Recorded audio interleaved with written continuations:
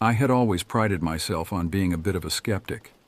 Ghost stories, urban legends, all that stuff. I brushed it off as nonsense.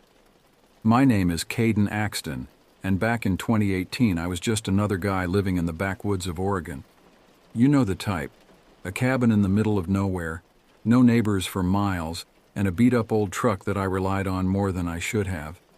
The truck was a '98 Ford F-150, rust eating away at the wheel wells and a perpetual squeak in the suspension that I'd learned to tune out like background noise. It wasn't much, but out here it was all I needed. I loved the solitude, the quiet. The dense Douglas firs surrounding my property created a natural barrier between me and the rest of the world, their branches weaving together to form a canopy that filtered the sunlight into dappled patterns on the forest floor. The nearest town, Millers Creek, was a good 45 minutes away. Population 832, according to the faded welcome sign that had probably been wrong for the past decade. But what happened on that fateful day changed my life forever, and not in a way I ever expected. It started out like any other Saturday in late October. I woke up to the sound of Steller's jays squabbling outside my window, and the wan autumn sun peeking through the threadbare curtains I'd been meaning to replace for months. I got up, stretched my aching muscles, a reminder that 40 wasn't as young as it used to be, and went about my morning routine. Coffee from my ancient percolator, a quick breakfast of instant oatmeal, and the last banana from my weekly grocery run, and then out to the yard to chop some wood for the evening fire. It was just past noon when I decided to take a break and drive down to Millers Creek to pick up some supplies. My cabin wasn't completely off the grid. I had electricity and running water, but I did my best to live simply. The drive to town was uneventful, the kind of mind-numbing, routine trip I'd made countless times before. The radio picked up only two stations clearly, classic rock and evangelical sermons. I chose the former, letting Led Zeppelin keep me company as I navigated the winding forest roads. I picked up what I needed from Jensen's General Store, some canned goods, a six-pack of local craft beer, and a new axe handle to replace the one that had started showing hairline cracks. Old man Jensen himself rang me up, making his usual small talk about the weather and how the tourists were finally thinning out now that summer was over. The sun was starting to dip below the horizon as I headed back, casting long shadows across the road that seemed to reach for my truck like grasping fingers. I remember thinking it was strange how quickly it seemed to be getting dark, but I didn't pay it much mind. Just another day in the Pacific Northwest, right? Weather here had its own rules, especially this time of year when the seasons were changing. As I pulled up to my cabin, gravel crunching under the truck's tires, I noticed something odd. My front door was ajar, swaying slightly in the evening breeze. I was sure I'd locked it before I left. Living alone in the woods tends to make you careful about things like that. But then again, I could be absent-minded sometimes. I grabbed the supplies from the truck bed and cautiously approached the house. "Hello?" I called out, half expecting some wayward traveler or maybe a lost animal to come wandering out. There were black bears in these woods, and they weren't above breaking into cabins if they smelled food. But there was nothing, just the eerie silence of the forest. Even the birds had gone quiet, which should have been my first warning that something was very wrong. I stepped inside and immediately knew something was off. My living room was a disaster zone. Furniture overturned, papers scattered everywhere, my collection of old National Geographic magazines strewn across the floor like yellow confetti. It looked like someone, or something, had torn the place apart with purpose, searching for something specific.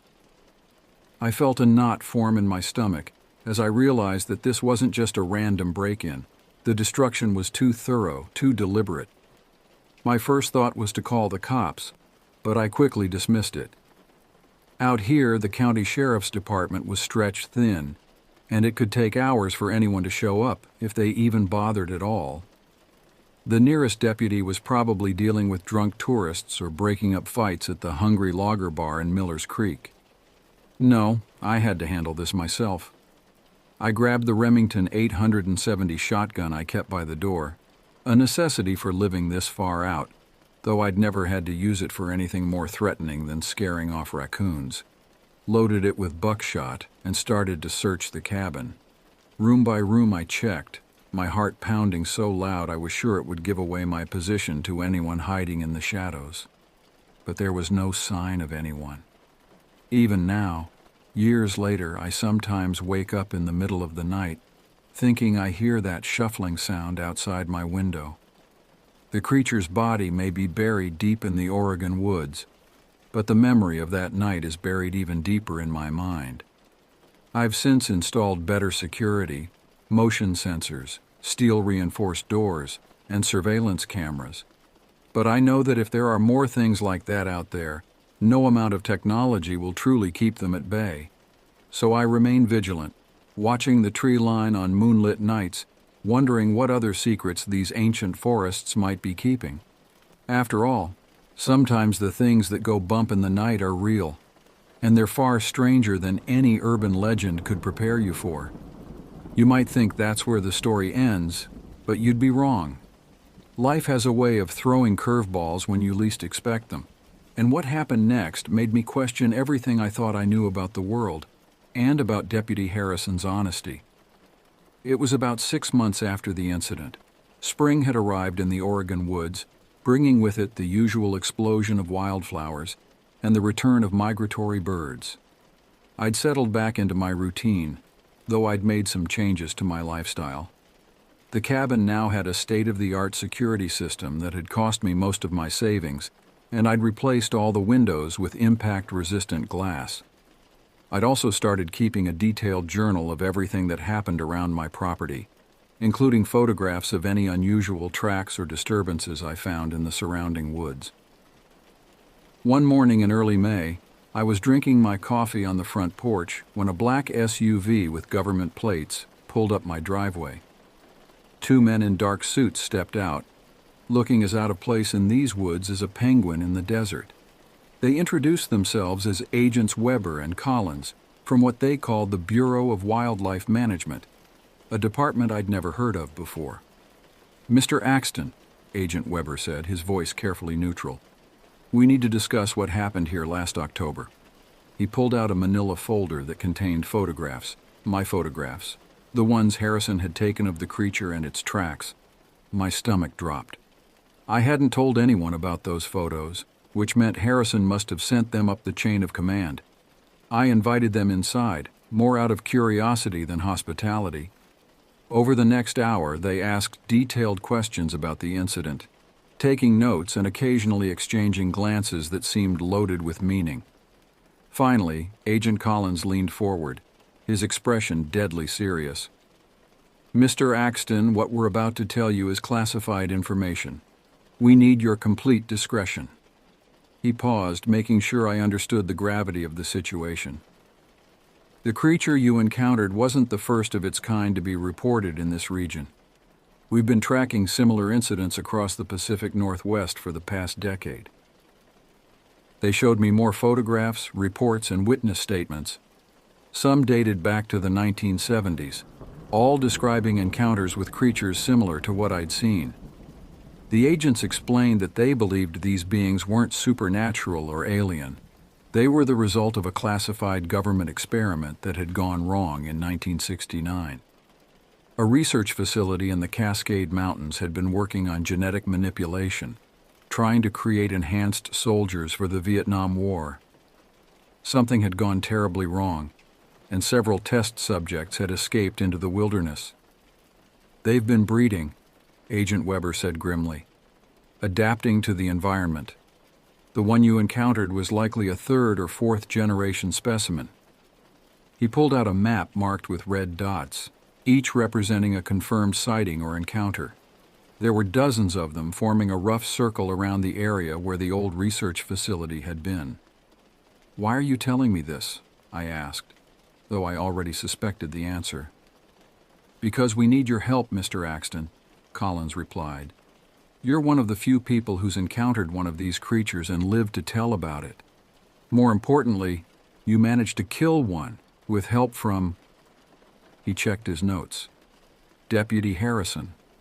That's when they dropped the real bombshell. Harrison wasn't just a local deputy. He was one of their field agents, specially assigned to this area to monitor any creature activity. He'd been watching my cabin for weeks before the incident, having picked up signs that one of them was in the area. We're putting together a task force, Weber explained. People who know the truth, who can help us track down and contain these creatures before they spread further or someone exposes their existence to the public. We want you to be part of it. I sat back, letting it all sink in. Part of me wanted to refuse, to tell them to take their secret war and fight it without me. But another part of me, the part that still woke up in cold sweats, remembering those inhuman eyes, knew I couldn't walk away. If there were more of these things out there, people needed to be protected. What exactly would this involve? I asked. Over the next few hours, they laid out their proposal.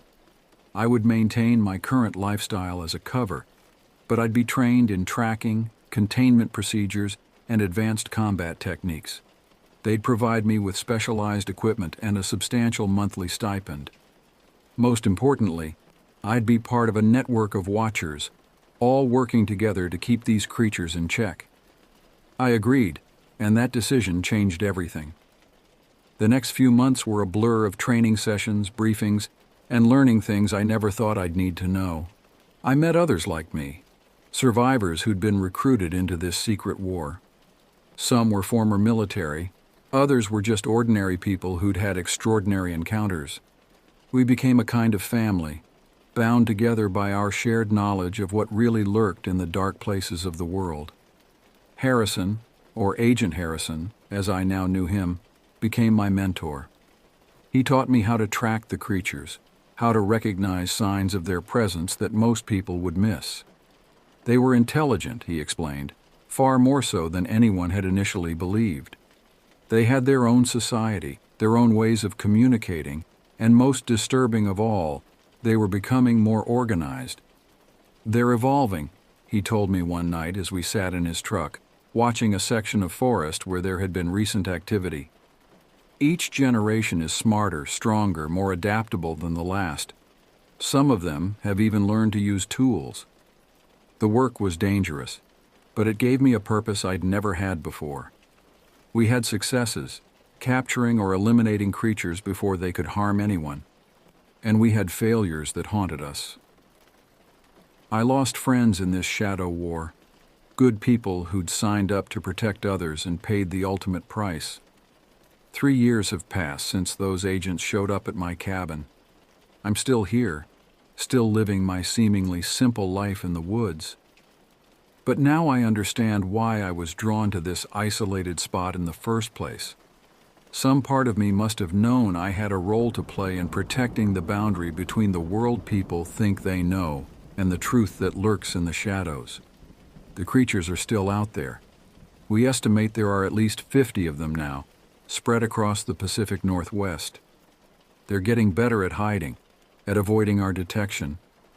Sometimes, when I'm on patrol in the deep woods, I catch glimpses of them, shadows moving in ways shadows shouldn't move, eyes reflecting light where no eyes should be.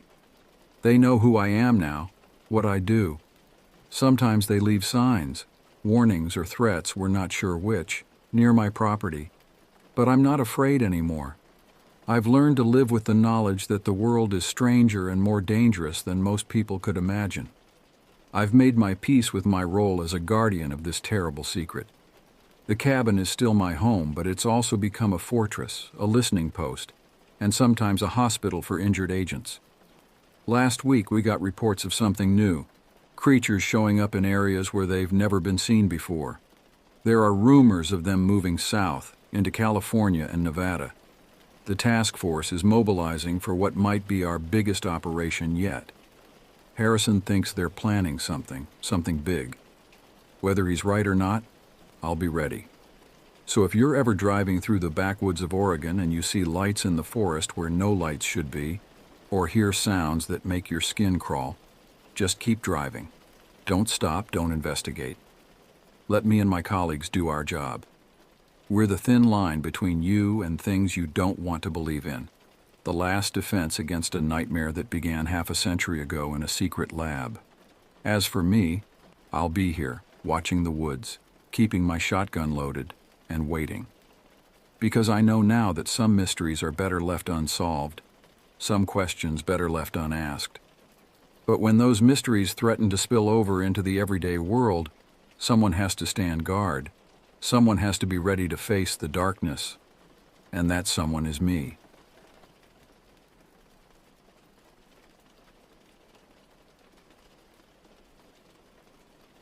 I've always believed that true horror comes from the choices we make rather than the circumstances we find ourselves in. Looking back at that night in the woods, I understand now how a series of seemingly innocent decisions led to one of the most terrifying experiences of my life. But to truly grasp the weight of what happened, you need to understand who I was back then. The year was 2019, and I was 19. That precarious age where you feel invincible while being acutely aware of your vulnerability. Growing up in rural Vermont had given me a false sense of security about the outdoors. I'd spent countless hours exploring forests, hiking trails, and camping under stars that seemed to stretch endlessly across the night sky. Nature had always been my sanctuary, a place where the complications of life seemed to dissolve into the simple rhythm of footsteps on dirt paths. My best friend Kira and I had met during our first semester at Riverside College, a small liberal arts school nestled in the kind of town where everyone knew everyone else's business. She was studying anthropology while I pursued environmental science, but it was our shared interest in the occult that really cemented our friendship. We'd spent countless nights poring over books about ancient rituals, discussing the intersection of spirituality and nature, and practicing what we called green magic, a combination of herbalism, meditation, and traditional witchcraft. Looking back, I realize how naive we were. We'd created our own belief system, a patchwork of different traditions that felt authentic to us, but probably would have made any serious practitioner cringe. But at 19, everything feels profound and meaningful, especially when you're sharing it with someone who sees the world through the same lens. Riverside was the kind of town where nothing ever really happened.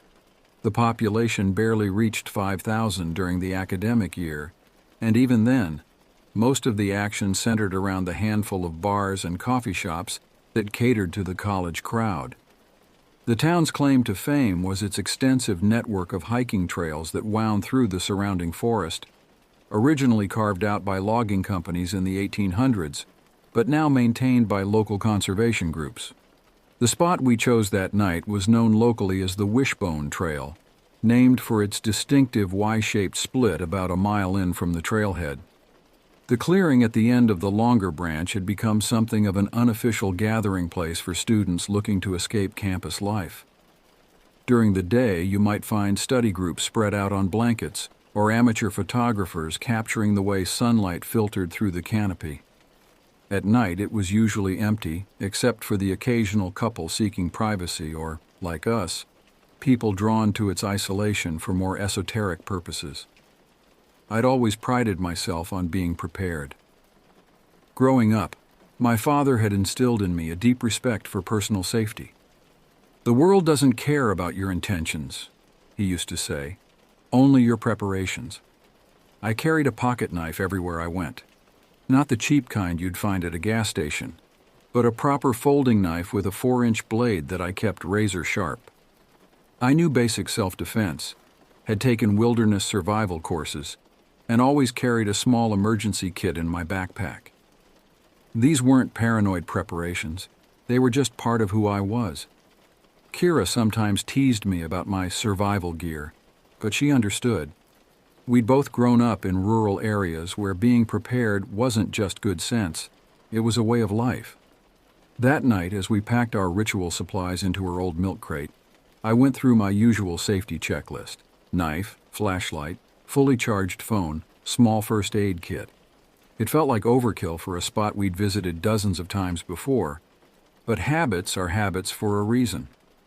The full moon had been our motivation for choosing that particular night. In our cobbled-together belief system, the moon's phases held significant power, and the full moon represented the height of natural energy. We'd planned a simple ritual, nothing dark or sinister, just a celebration of nature's cycles, and an attempt to connect with what we saw as the underlying energy of the world. The evening started normally enough. We parked in the small lot near the park entrance around 8:30 p.m., the late summer sun still providing enough light to see by, though darkness was quickly approaching.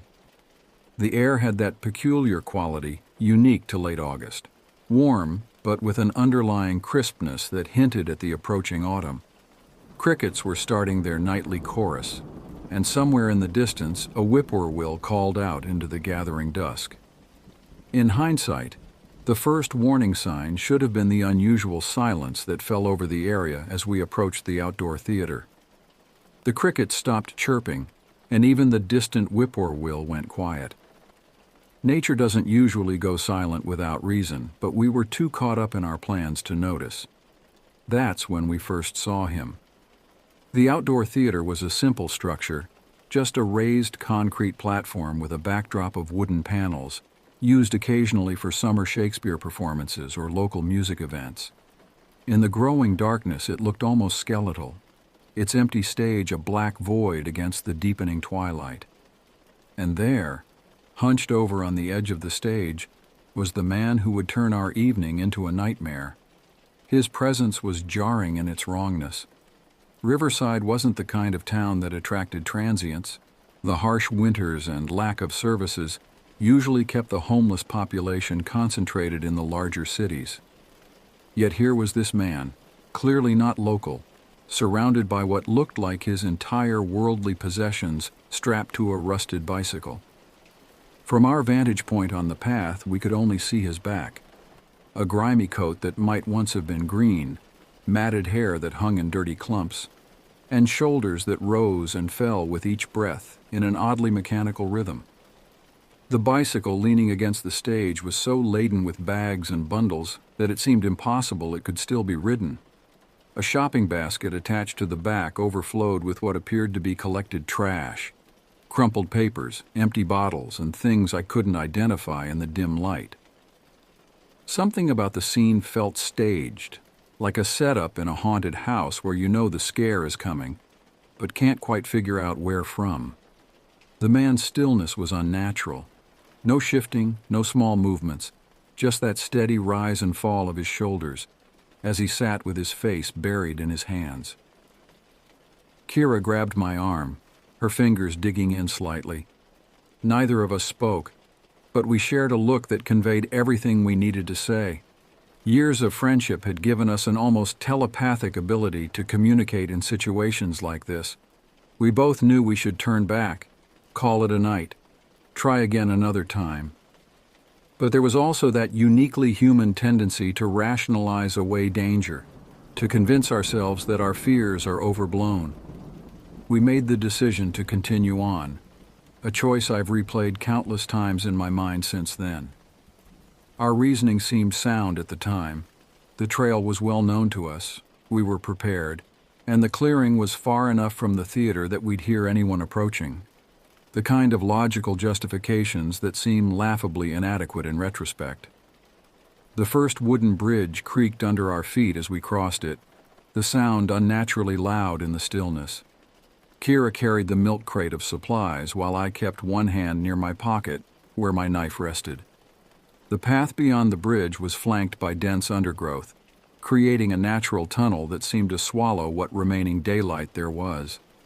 Our footsteps fell into a natural rhythm as we walked, accompanied by the gentle clinking of glass bottles and metal tools in the crate. We discussed our planned ritual in hushed voices, trying to maintain a sense of normalcy despite the unease that lingered from our encounter at the theater.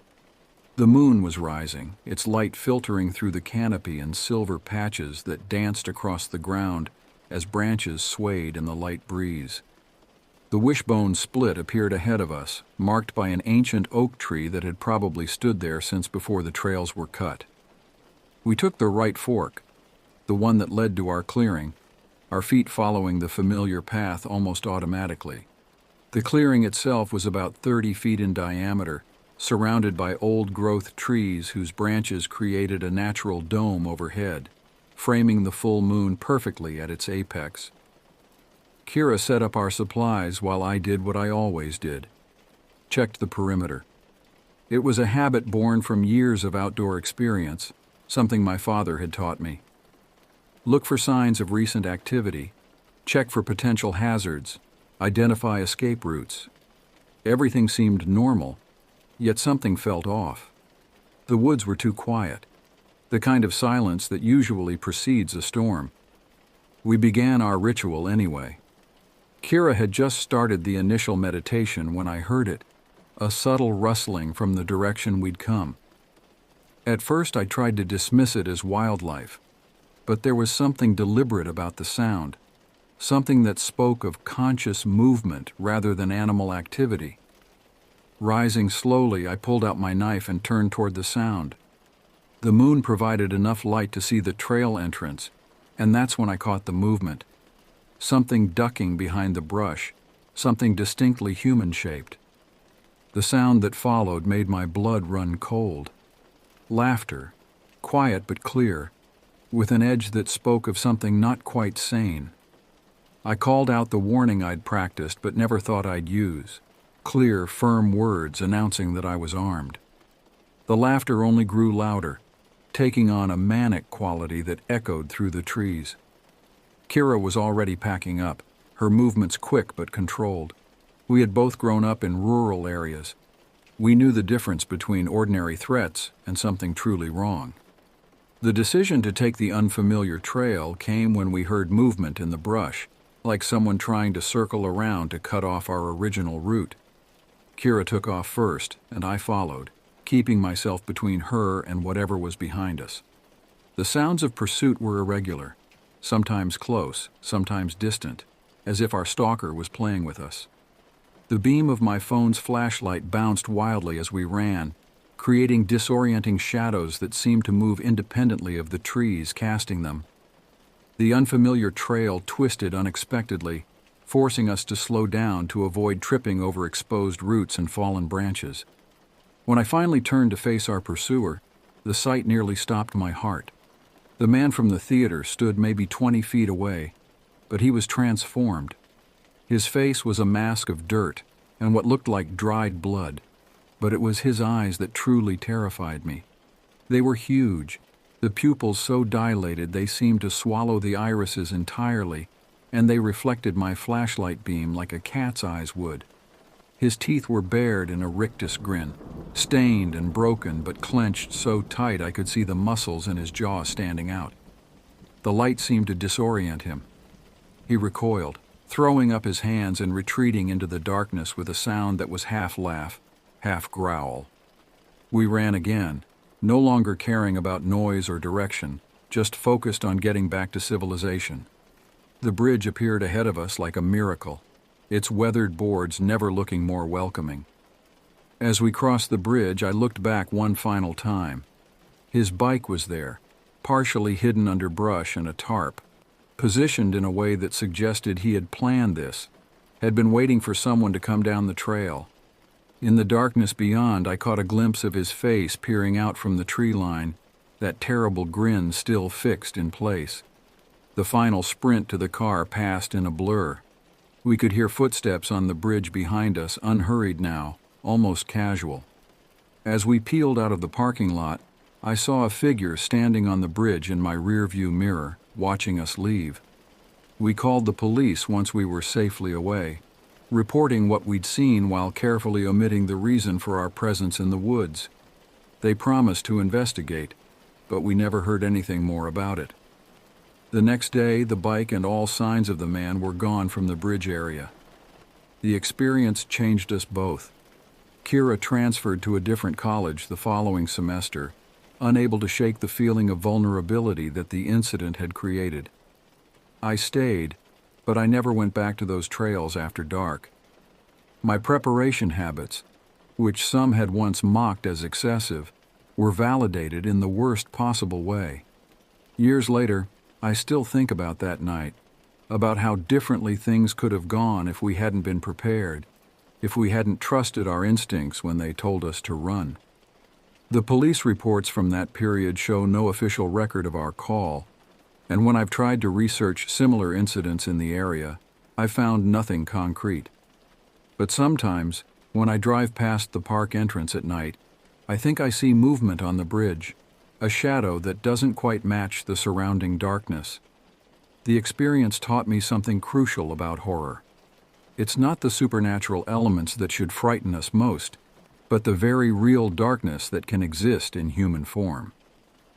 Our ritual that night was meant to connect us with natural energies, but instead, it brought us face to face with something far more terrifying, the malevolent potential that sometimes lurks behind a human face. I still carry my knife. I still check my surroundings. I still prepare for the worst while hoping for the best. Because I learned that night that the real monsters don't hide under beds or in closets. They hide in plain sight, waiting for the perfect moment to reveal themselves. And sometimes, they ride bicycles loaded down with the detritus of a life gone wrong, watching and waiting in the gathering darkness of a summer evening. The woods are still there, and the trails still wind their way to that distant clearing. But now, when the full moon rises and the night grows quiet, I stay home, remembering the sound of that laughter echoing through the trees, and the sight of those impossibly wide eyes reflecting my flashlight beam like some nocturnal predators. Some places, I've learned, are better left to the darkness.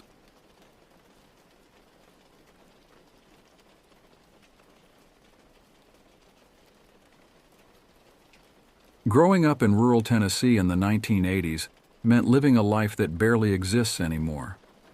Our stretch of road wound through rolling hills and dense woods, connecting just 5 houses spread across several hundred acres. Every mailbox bore the same family name, property passed down through generations since my great-grandfather first settled there after the Civil War. I'm writing this now as a retired veteran, having served tours in both Iraq and Afghanistan. Combat changes you, teaches you about fear in ways most people never understand. But the night that truly shaped my understanding of human nature wasn't in some distant desert. It was right here on our family land, when I was 12 years old. Before I tell you about that September night in 1987, you need to understand what life was like in our corner of Tennessee. We lived about 40 miles outside of Knoxville, far enough that the city lights never dimmed our stars. My mom and I shared a 2-story farmhouse that sat about 200 yards across a pasture from my grandfather's place. The basement bedroom was mine, cool in summer, freezing in winter, but it offered easy access to the outside world through a small window that my mom pretended not to know about. Our property bordered the Walters, though everyone called their daughter Twin, because she and I were inseparable. Her real name wasn't important. Even our teachers used the nickname. She lived across our 170-acre field, and despite being a year younger, she understood me in ways nobody else did.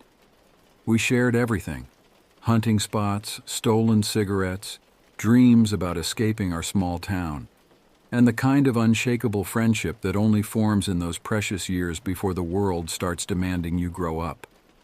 My grandfather taught me to hunt when I was 9, not just the mechanics of it, how to hold a rifle, how to track deer, but the deeper knowledge that comes from generations living off the same land. He showed me how to read the woods, which mushrooms were safe to eat, where the springs ran clear year-round, how to spot the subtle signs of changing seasons before they became obvious. "This land knows us," he'd say, running his calloused hand along a tree trunk. "Been feeding and protecting our family longer than any of us been alive. You treat it right, it'll keep doing that." By 12, I knew every inch of our property. I could navigate it blindfolded, sensing the slight changes in elevation, recognizing individual trees by touch. The 3-wheeler helped, a massive red Honda that had already survived 2 older cousins. It was dangerous as hell, but it was freedom. I learned its quirks like you'd learn a wild horse's temperament, which gear stuck, how much throttle it needed on hills, when it would try to flip if you turned too sharp. Twin shared my love for the land, though her family was newer to it. They'd only been there 3 generations, as her grandfather liked to joke. She took to hunting like she'd been born to it, showing more patience in a deer stand than most grown men. We'd spend hours in silence, watching the woods, learning its rhythms. Twin and I first noticed something wasn't right in our town during the summer of '86. Little things at first.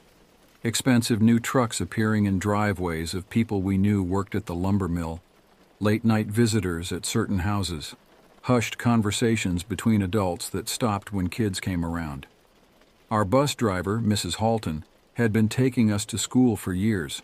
She knew every kid by name, kept track of birthdays, and always had hard candies in her pocket for the younger ones. Her route took us past the Wilson house every morning, and that's where we started noticing changes. First came the security lights, then the German Shepherd, finally the tall fence. But it was her daughter, Bree, who caught our attention most. She stopped riding the bus that fall, started showing up to school in designer clothes that stood out sharply against the usual Walmart fare the rest of us wore. "Something's different," Twin whispered to me one afternoon as we watched Bree climb into her dad's brand new Ford Bronco. "Did they win the lottery or something?" I shrugged. But I remembered conversations I'd overheard between my mom and grandfather. Words like dealing and territory that didn't make sense then but would later snap into horrifying clarity. The county fair was our yearly marker of summer's end. For 1 week, the abandoned field behind the high school transformed into something magical. Rides appeared overnight like mechanical mushrooms, their metal arms reaching into the Tennessee sky. The smell of funnel cakes and cotton candy mixed with diesel from the generators, creating that unique fair perfume that stuck in your clothes for days. September 1987 was unusually warm, the kind of heat that made the horizon wobble and turned the fair into a shimming mirage during the day. But nights brought blessed relief, along with the crowds.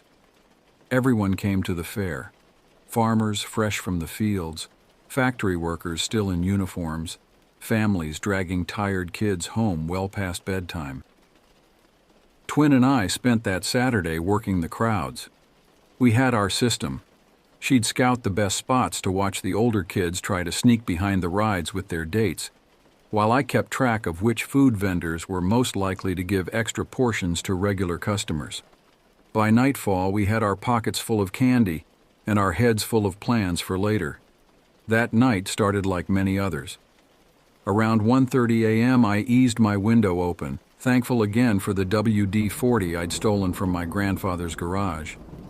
The 3-wheeler was hidden behind the storage shed, covered with an old tarp. Getting it started without waking anyone required a delicate touch. First gear was loud enough to wake the dead if you didn't ease into it just right. The moon was nearly full, casting enough light to navigate by. I pushed the ATV down our long driveway, past the sleeping houses of relatives, until I reached the gate about a mile down.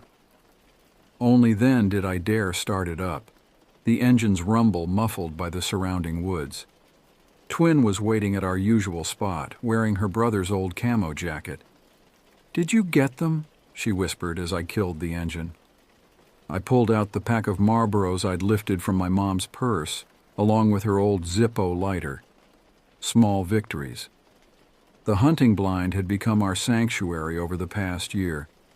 My uncle built it different from the usual platforms. This was a real shelter with walls and a roof, raised 15 feet off the ground on sturdy posts. Inside, it was barely big enough for 3 people to sit, but it had a propane heater for winter and actual carpet on the floor. The view covered both the main field and the edge of the woods, making it perfect for deer hunting, or in our case, for feeling like we had our own private watchtower. The first sign something was wrong came around 3 a.m. Twin and I were sharing a cigarette, talking about the fair and who was dating who when we heard it. Footsteps in the underbrush. Heavy ones. Not the usual deer or raccoon sounds we were used to, but deliberate human movement. "Your uncle?" Twin whispered, but I shook my head. He was out of town with my cousin at a hunting competition in Kentucky. We fell silent, listening as the footsteps grew closer. Then came the voices, men's voices, harsh whispers and cursing. The beam of a flashlight cut through the darkness, sweeping across where I'd hidden the three-wheeler. Two men came into view, one much taller than the other. When the light caught them right, I saw something that made my blood run cold. A pistol tucked into the taller man's waistband. They stopped about 20 yards from our blind and started digging. The sounds of shovels hitting dirt seemed impossibly loud in the quiet night. Twin's hand found mine in the darkness, squeezing hard enough to hurt. We watched, barely breathing, as they worked frantically in the growing dawn light. Then they started walking toward the blind. Moving purely on instinct, we scrambled to the entrance hole in the floor, pulled the cover over it, and sat down. The footsteps creaked on the boards directly beneath us. Cigarette smoke drifted up through the cracks, along with another smell, something metallic that I would later recognize as blood. After the headlights of their car disappeared toward the Cannon property, we investigated what they'd buried. The disturbed earth revealed a bloody t-shirt, work gloves, and an empty matchbox. The ground reeked of gasoline. Next to these was a small bag containing white powder, something I'd only seen on TV but recognized instantly. We grabbed everything except the powder and ran. The three-wheeler's engine seemed deafening in the pre-dawn quiet as I raced Twin home, then cut across our field toward my house. I woke my mom, showing her our findings and explaining what had happened. The look on her face told me this was worse than I'd imagined. The police took 3 hours to arrive. By then the sun was up and our peaceful woodland seemed almost normal again. Almost. They found 3 large bags of cocaine buried in the soil where we'd indicated. One detective pulled me aside, his face grave. "Son, you're lucky to be alive. Those men murdered 2 people tonight over these drugs. They were hiding evidence." The investigation revealed the truth about Bree's father and the changes in our town. He'd been running drugs through our quiet community, using its isolation to his advantage. That night, he'd eliminated some competition, permanently. The case broke our town's innocence wide open. Arrests followed, secrets spilled out, and nothing felt quite the same afterward. Twin and I stayed friends through high school, but our nighttime adventures took on a different tone. We still went hunting, still shared secrets, but always with one eye on the shadows. Even now, decades after serving in 2 war zones, I never enter the woods unarmed. That night taught me that the most dangerous predators aren't the ones that hunt with claws and fangs. They're the ones that look like your neighbors, drive their kids to school, and carry pistols in their waistbands. The hunting blind still stands, though it's been rebuilt several times. Sometimes when I visit home, I walk out there in the daylight. Standing underneath it, I can still hear the creaking of those footsteps, still smell that mixture of cigarettes and blood. The woods don't feel as magical as they once did, but they taught me something valuable. Evil doesn't announce itself with dramatic flair. It walks quietly, does its work in darkness, and sometimes passes right beneath you while you hold your breath and pray it doesn't look up.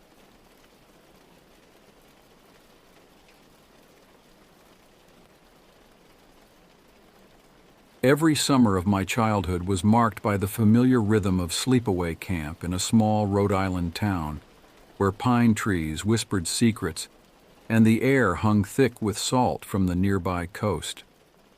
The camp itself was a collection of wooden cabins and activity centers spread across rolling hills, but it's not the camp that haunts my memories.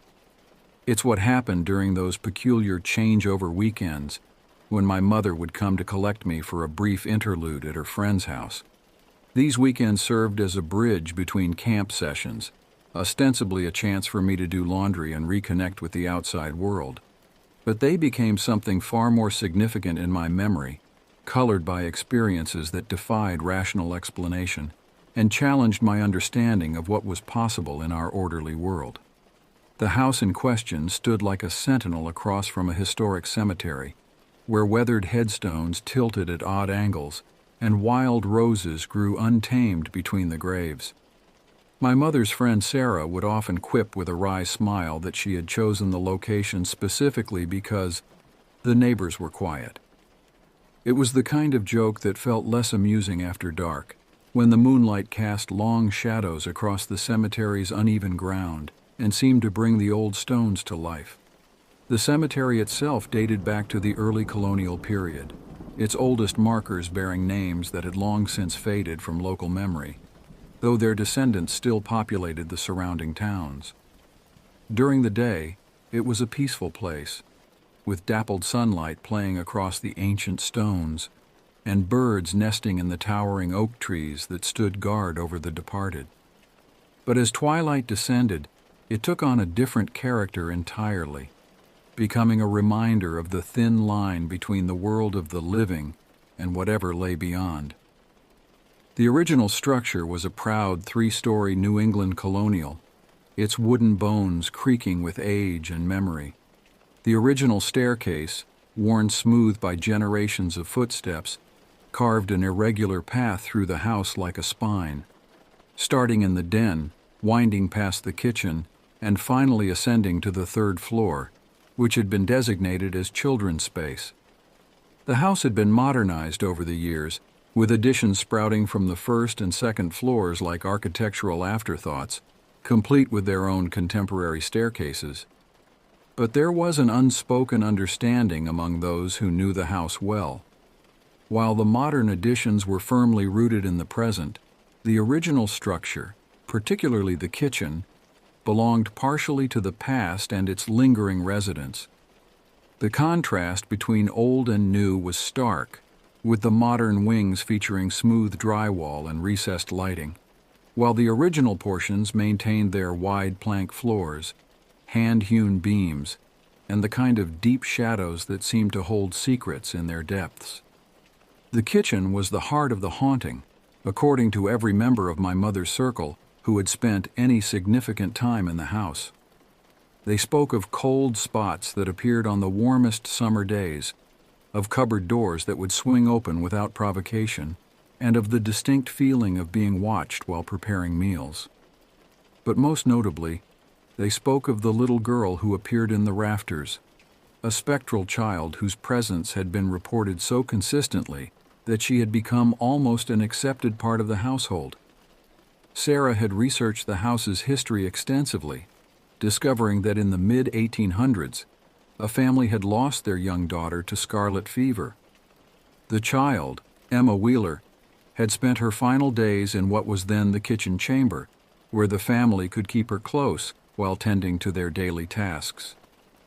Whether the spectral child in the rafters was Emma or another spirit entirely remained a matter of speculation, but her presence was accepted as fact by those who knew the house best. During one particular changeover weekend, I found myself alone in the third-floor space, trying to settle into sleep despite my heightened awareness of the house's reputation. I've always considered myself sensitive to spiritual energy, a gift or curse that made me both more attuned to supernatural presence and more susceptible to fear. That night, I performed what had become my ritual, watching television until my eyes grew heavy, then carefully reaching out to switch off the lamp before using the remote to darken the screen. The order was crucial. I needed to minimize the time spent in darkness without the protective cocoon of blankets drawn up to my chin.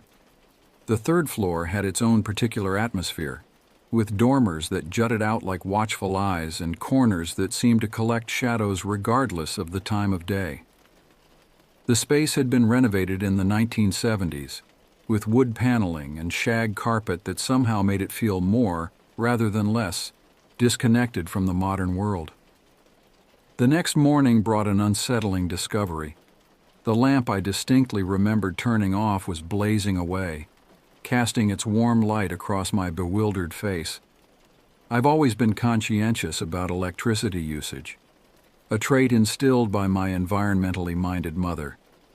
And the thought that I might have left it on bothered me far more than any supernatural implications.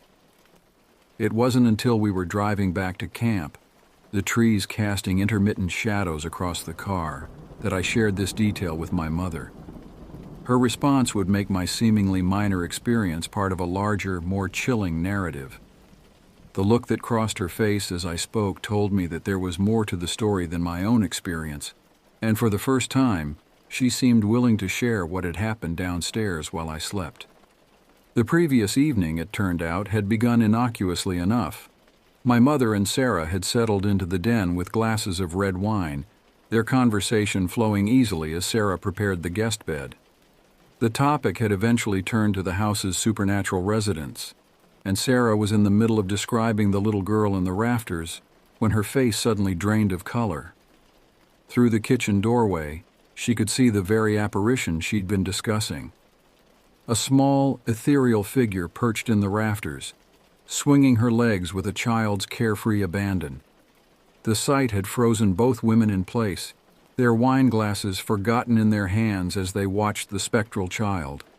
She appeared, Sarah would later say, to be wearing a nightgown of the sort common in the 19th century, her hair loose around her shoulders and her feet bare.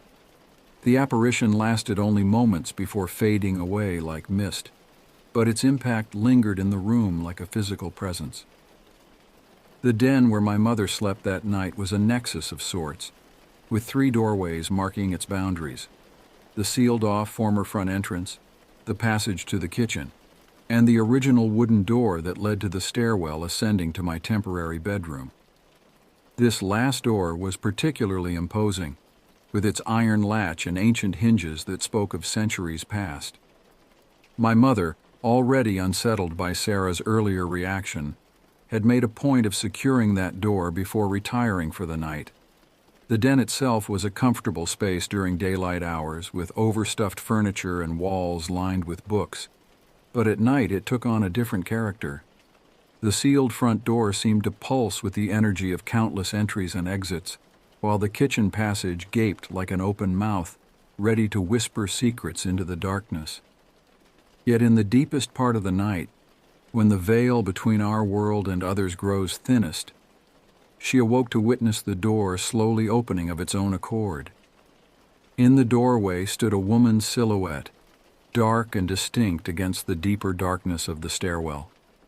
The figure remained motionless, as if observing my mother, who lay paralyzed in her bed, unable to call out or move. The air in the room grew thick and cold, carrying the faint scent of lavender and wood smoke, scents that belonged to another time entirely. After what seemed like an eternity, but was probably only minutes, the figure turned and seemed to glide up the stairs, each step creaking in sequence, though no physical form was visible. By morning, the door stood wide open, its iron latch hanging uselessly against the wood. The initial theory, that Sarah's daughter had come home unexpectedly and wandered through the old part of the house, was quickly dismissed. The daughter, when asked, had been nowhere near the property that night. Looking back, I can almost construct a narrative that connects these events. The spectral woman, perhaps the mother of the little girl in the rafters, making her nightly rounds through her domain. In my mind's eye, I can trace her path from the kitchen, through the den, and up the stairs to where I slept, checking on the unexpected visitors in her house. The lamp that mysteriously remained lit takes on new meaning in this context.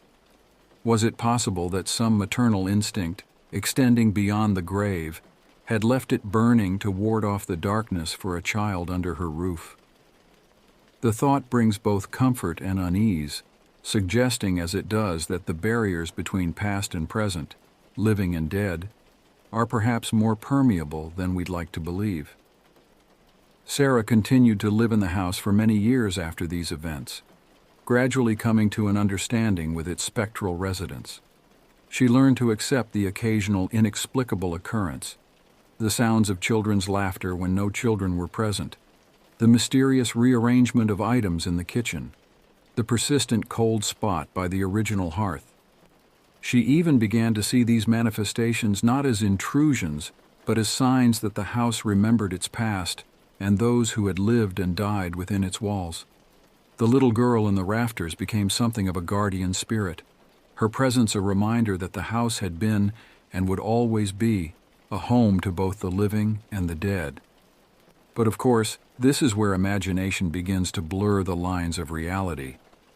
What remains concrete are the experiences themselves, my mother's encounter in the doorway, Sarah's sighting in the kitchen, and my own curious incident with the lamp.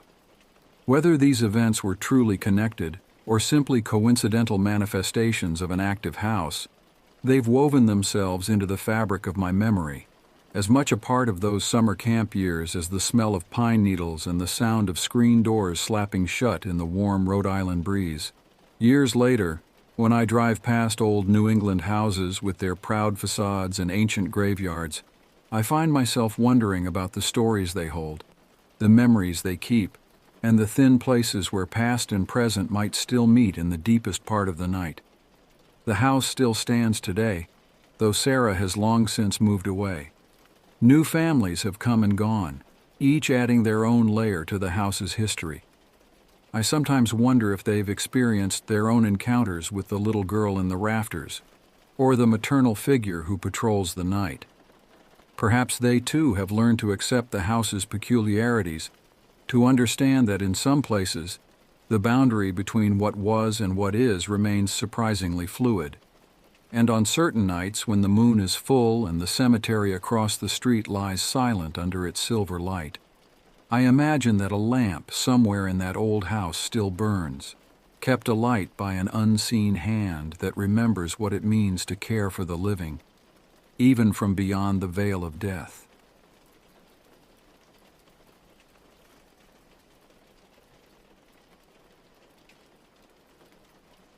My name is George Mitchell, and I am 63 years old.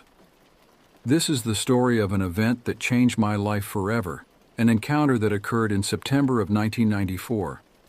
I've spent the better part of my life working as a park ranger, a career that began in a modest patch of forest, and eventually led me to the vast expanse of Olympic National Park in the Pacific Northwest.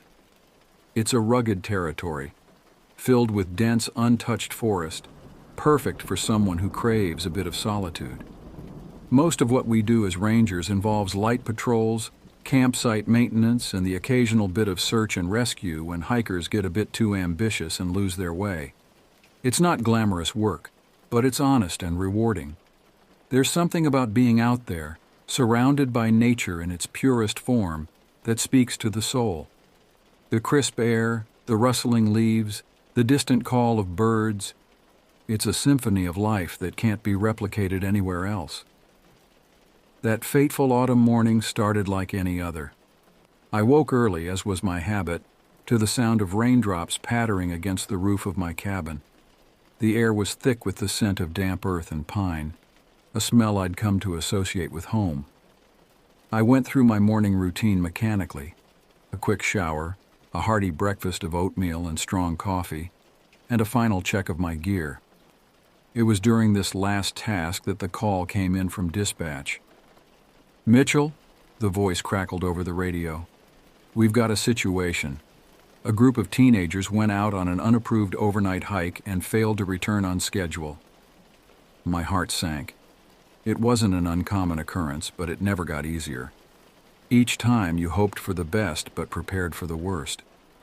"How long have they been out?" I asked, already reaching for my pack. "They've been due back for 2 days now. No contact since they ventured in 3 days ago." I nodded to myself. Cell signal is a fickle thing deep in the woods, so after initial contact is lost, we typically give them a couple of days in case they've just run into delays. But after waiting it out, it was time to go in. "I'm on it," I responded. "Who's my partner for this one?" "Cooper," came the reply. "He's already been briefed and is heading your way." Ben Cooper, a seasoned ranger and one of the best in the business. If anyone could help me find these kids, it was Ben. I felt a small surge of relief knowing he'd be by my side for this operation. As I waited for Ben to arrive, I double-checked my gear.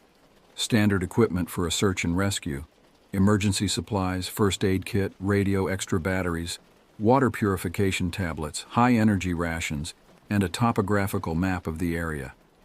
I also packed a rifle, more for animal encounters than anything else. Even back then, I felt uneasy about carrying it. There was something about bringing a weapon into that pristine wilderness that felt wrong, but it was protocol and easier to hike with it than get in trouble for not following procedure. Ben arrived just as I was shouldering my pack. He was a tall, lean man with a weather-beaten face that spoke of years spent in the outdoors. His eyes, a startling blue, were sharp and alert as they met mine. "Ready to go find some wayward teens?" he asked, a hint of a smile playing at the corners of his mouth. I nodded, trying to match his light tone. Let's hope they're just having too much fun to remember to check in. We both knew the reality could be far grimmer, but neither of us voiced those thoughts. In this job, optimism wasn't just a comfort, it was a necessity. As we set out, the mist was just beginning to lift from the forest floor, revealing the vibrant greens and rich browns of the woodland.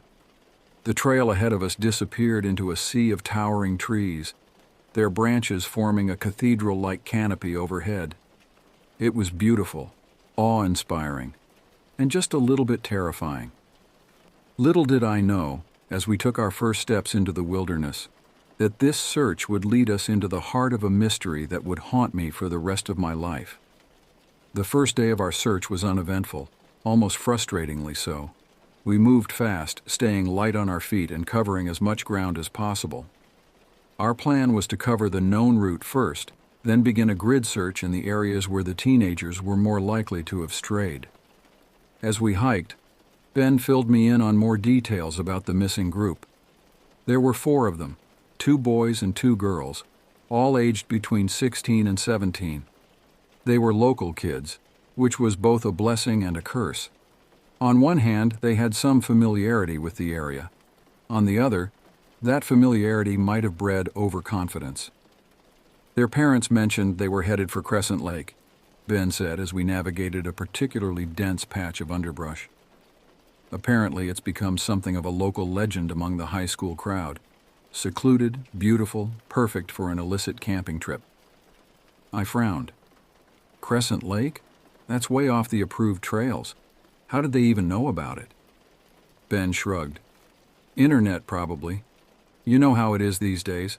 Every secret spot ends up on someone's blog or social media.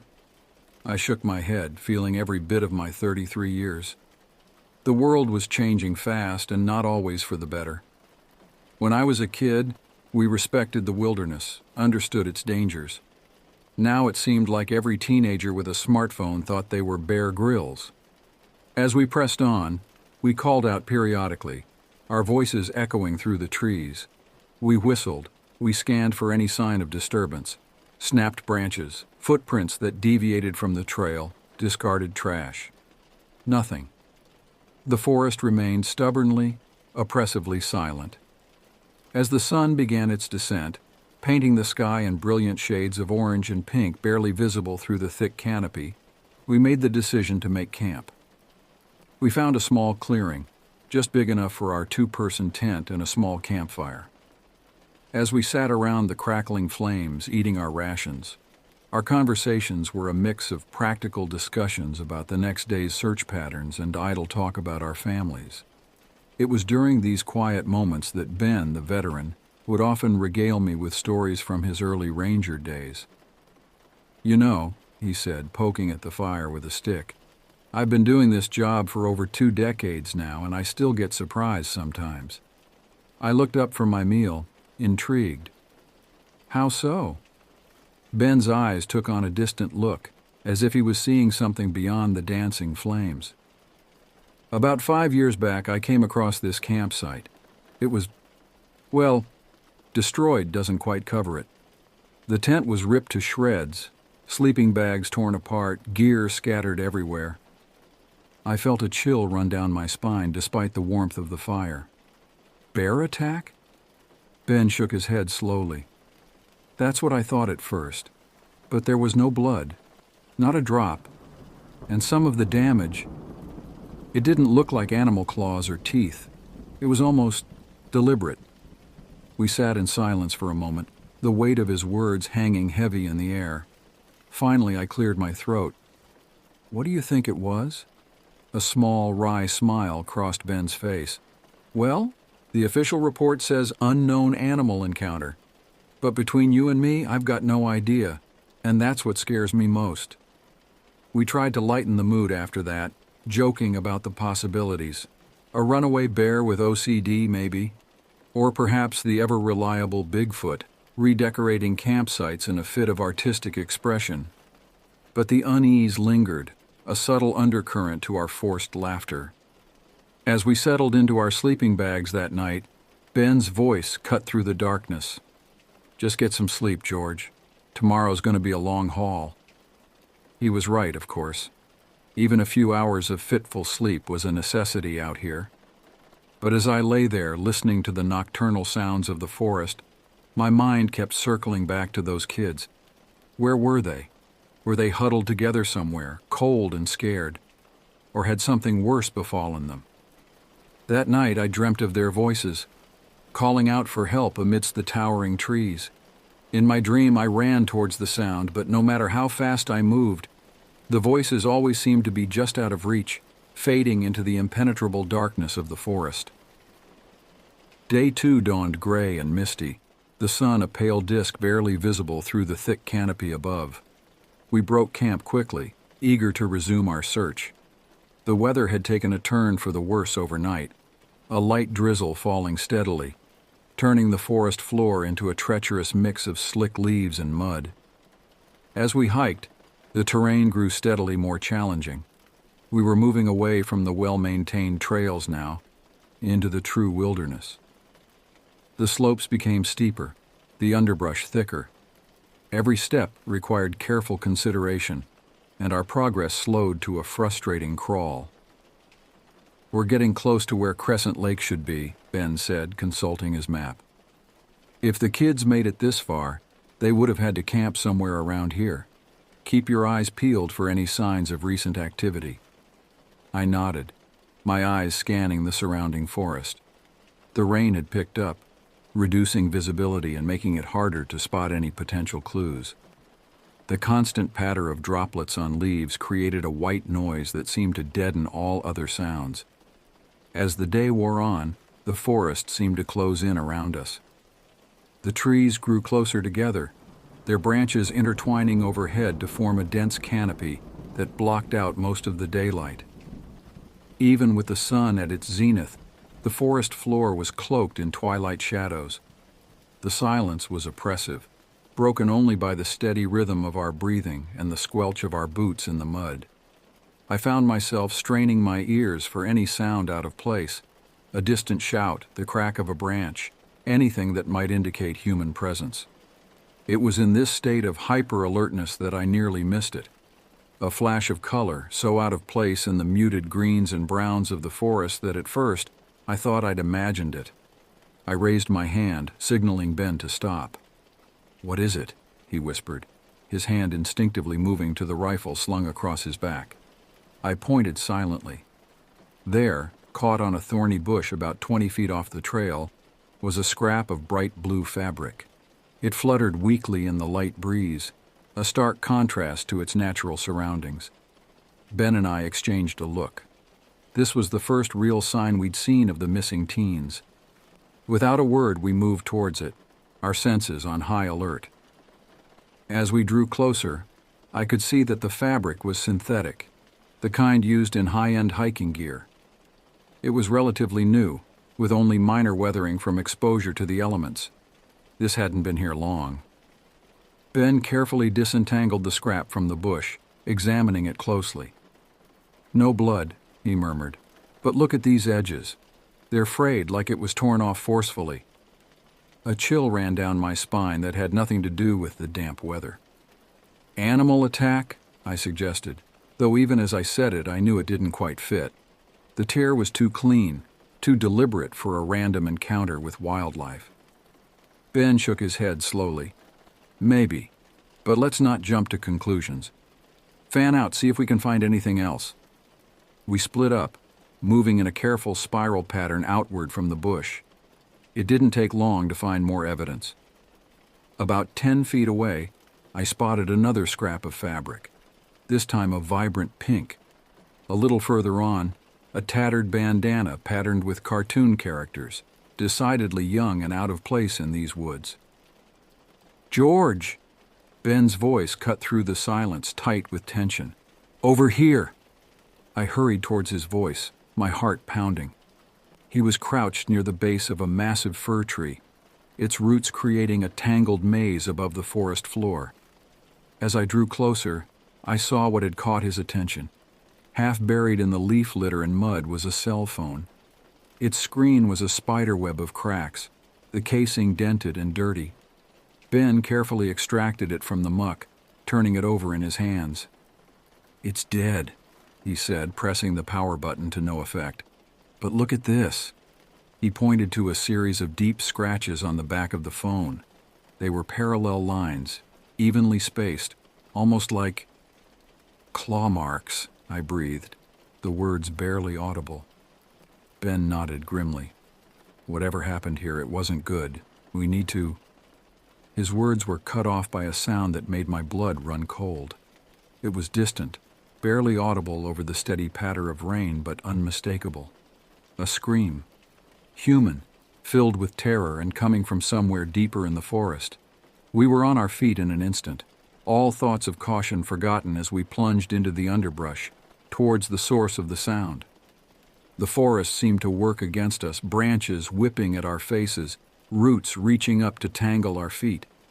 But we pressed on, driven by a desperate need to reach whoever had made that terrible sound.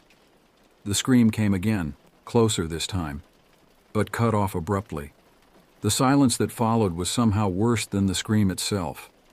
We burst into a small clearing, our rifles raised, ready for— what? We didn't know.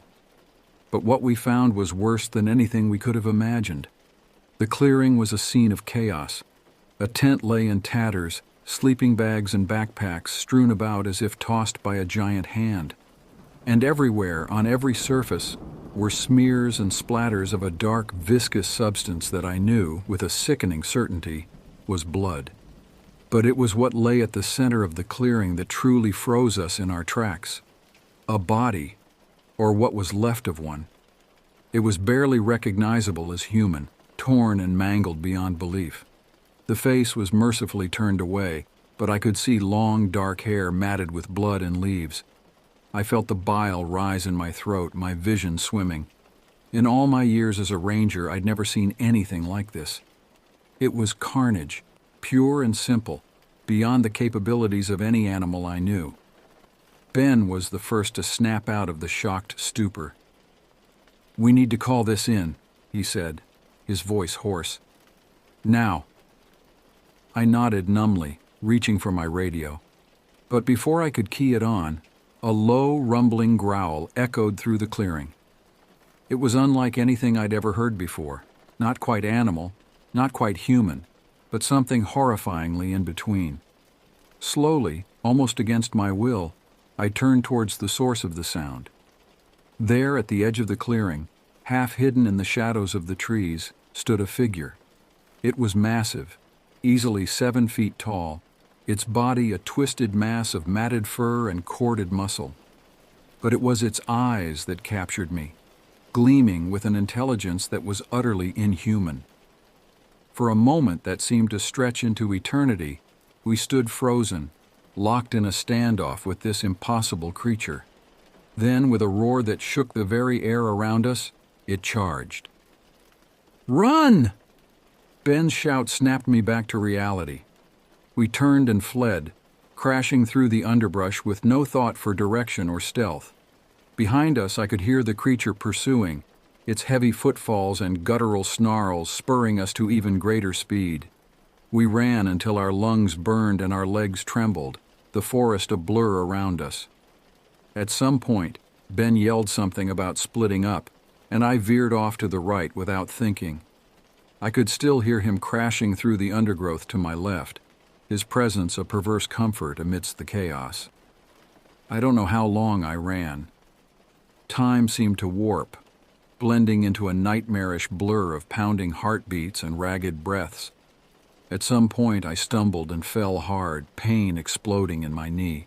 But fear drove me back to my feet, ignoring the white-hot agony that shot through my leg with every step. Finally, gasping and drenched in sweat, I burst out of the thickest part of the forest and found myself on a familiar path, one of the secondary trails we'd passed on our first day of searching. It was like a lifeline, a thin thread of sanity in this all-encompassing madness. I ran, no longer thinking of direction, simply driven by the need to put distance between myself and that thing in the woods. My mind raced, trying to make sense of what I'd seen, but every explanation fell short. This was beyond my understanding, beyond anything I'd encountered in my years as a ranger. I don't know how long it took me to reach the ranger station. I remember a blur of faces, frantic voices, and a whirlwind of urgent questions. My words tumbled out in a confused jumble. The campsite, the body, the creature. I must have sounded like a madman. It was only when I'd finished my breathless account that I realized something was missing. Ben. Where was Ben? The next few hours passed in a haze of activity.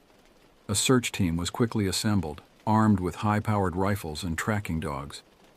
I wanted to go back out there, to find Ben, but my injured knee and the wild look in my eyes convinced them to keep me at the station. As night fell, I sat in the small break room, an untouched cup of coffee growing cold in my hands. Every creak of the building, every shadow at the window, sent a jolt of fear through me. I kept expecting to see those inhuman eyes peering in at me from the darkness. The search team returned in the early hours of the morning, empty-handed and shaken. They'd found the clearing I'd described, but there was no sign of the body I'd seen. No blood, no shredded tent, nothing to indicate the horror I'd witnessed, and no sign of Ben. Days turned into weeks. The search expanded, with teams from neighboring counties joining in. They scoured every inch of the forest, using helicopters, infrared cameras, anything they could think of. But it was as if Ben, and whatever had attacked us, had simply vanished into thin air. The official explanation was an animal attack, possibly a rogue bear or cougar. It was a flimsy explanation, and everyone knew it, but it was easier than the alternative. Even I found myself clinging to that explanation in my weaker moments, desperate for any rationalization that could make sense of what had happened. As for the missing teenagers, 3 bodies were eventually found, miles from where they should have been. The official report cited exposure and animal scavenging as the cause of death. The 4th teen was never found. In the weeks and months that followed, I couldn't bring myself to go back into the woods. The creak of floorboards in my own home would send me leaping to my feet, my heart pounding. Even in the safety of my living room, surrounded by familiar things, I was haunted by the echo of that creature's roar, the image of its inhuman eyes seared into my memory. They eventually forced me to take time off, mandated counseling sessions that did little to ease the weight of what I'd experienced. At first I resisted. If I wasn't actively doing something to find Ben, then what was the point? But with time, the futility, the sheer hopelessness of it all sank in. I never went back to being a ranger. I couldn't face setting foot in the wilderness again. The city felt wrong, cramped, stifling. But it was also safe, predictable, no unexplained disappearances, no lurking shadows at the edge of the tree line. Years passed. I'd see reports in the news sometimes, sporadic disappearances in national parks across the country, sightings of strange creatures, never clear photos, never any real proof. But I knew they never found Ben's body, and they never found that thing, whatever it was. Olympic National Park was shut down indefinitely. Trails were sealed, warnings plastered at every potential entrance. It became a ghost land, a vast expanse of wilderness deemed too dangerous to tread. Hikers and nature lovers cried foul. Petitions circulated, but ultimately the government stood firm. Too many disappearances, too much inexplicable evidence, and no viable explanation to offer the public. The story spiraled into legend. Conspiracy theories filled the void. Cryptid hunters railed against government cover-ups. The paranormal community declared it a portal to another dimension. The creature became a boogeyman, a campfire story swapped by adrenaline-seeking thrill chasers and wide-eyed children alike. For me, there was no legend, no mystery, only a cold certainty of what lurked out there, a brutal truth that clawed at my sanity. I became a recluse, avoiding the news, wary of crowds. Each face became a blur, a potential mask hiding the eyes of a monster. Time, they say, heals all wounds, but some wounds run too deep, leave scars that never truly fade. Now, 30 years later, I find myself drawn back to the edge of those woods. The barricades still stand, weathered and tagged with graffiti, yet as impregnable as the day they were erected. I come here often, drawn by a force I can't explain. Perhaps it's guilt for surviving when Ben didn't. Perhaps it's a desperate need for closure, for answers to questions that have haunted me for 3 decades. I stand at the edge of the forest, staring into the dense mass of green beyond. My fingers trace the rough outline of the missing person poster that still flutters faintly from the weathered wood, a picture of Ben smiling, his eyes alive in a way mine haven't been in years. They say the forest calls to you. It does. It's both a whisper and a roar, inviting and threatening all at once. And as I stand here feeling the pull of those dark woods, I know that one day I'll answer that call. I'll step past those barriers, into the embrace of the trees, seeking the truth I left behind all those years ago. Because the forest keeps its secrets, but it also reveals them to those brave enough or foolish enough to venture into its depths. And I've carried the weight of this secret for far too long. So if you're reading this, know that I've gone back. Back to find Ben, back to face the creature, back to confront the truth that's eluded me for 30 years. And if I don't return, well, let my story be a warning. The wilderness is vast and we are small. And there are things out there in the deepest, darkest parts of the world that defy explanation. Things that whisper to us in the rustle of leaves and the creak of ancient trees. Things that wait, patient and hungry in the shadows. Listen to the whisper of the woods, but beware the roar that follows.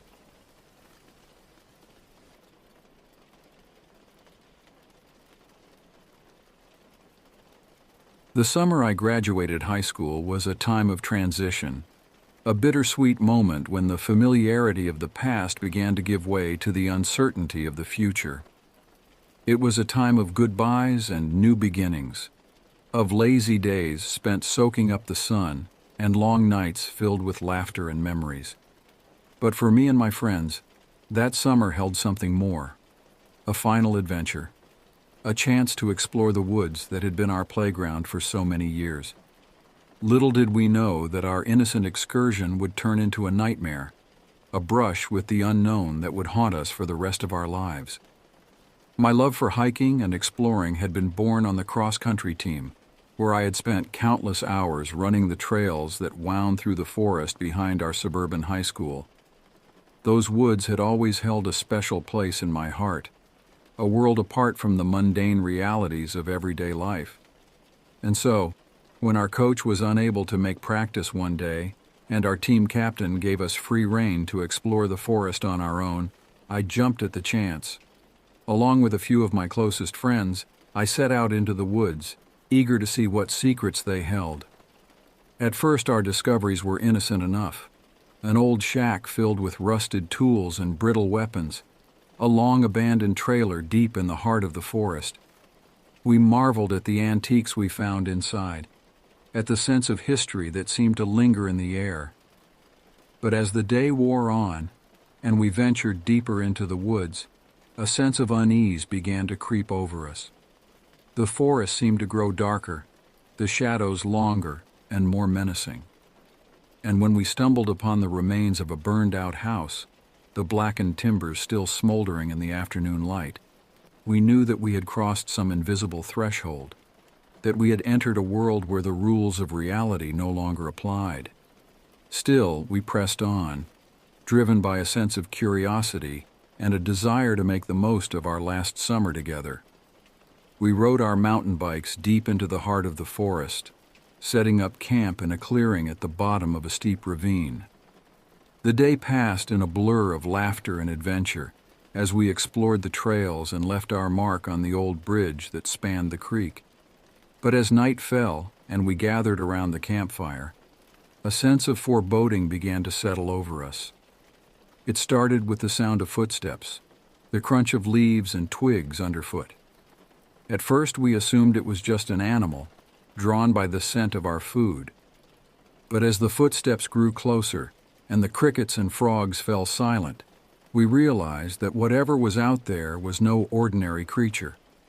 I lay frozen in my sleeping bag, hardly daring to breathe as the footsteps circled our campsite.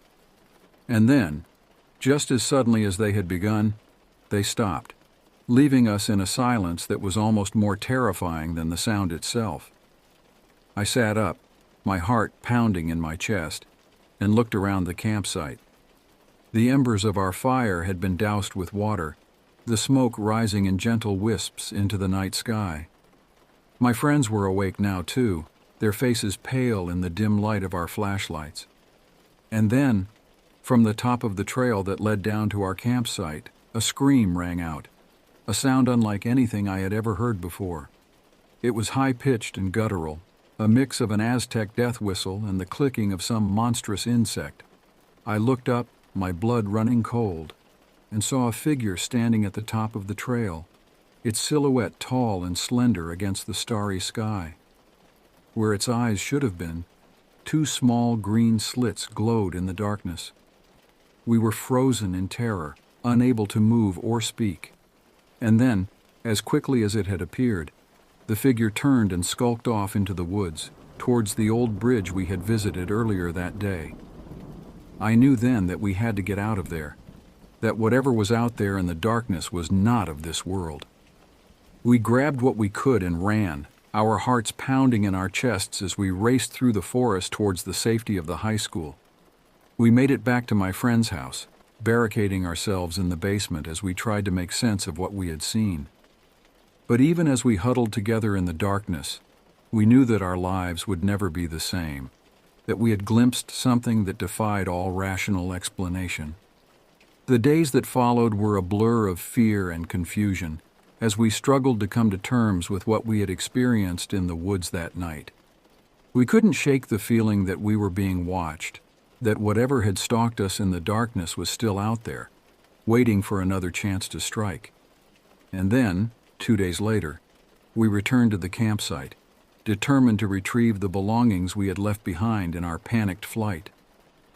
What we found there only deepened our sense of unease. Our bikes had been thrown about like toys, the metal frames scratched and dented as if they had been dragged through the underbrush. And our sleeping bags, the ones we had abandoned in our haste to escape, had been shredded and hung from the branches of the trees, like some macabre trophy. The forest around us was alive with the sounds of nature, the birds and insects going about their business as if nothing had happened. But we knew better.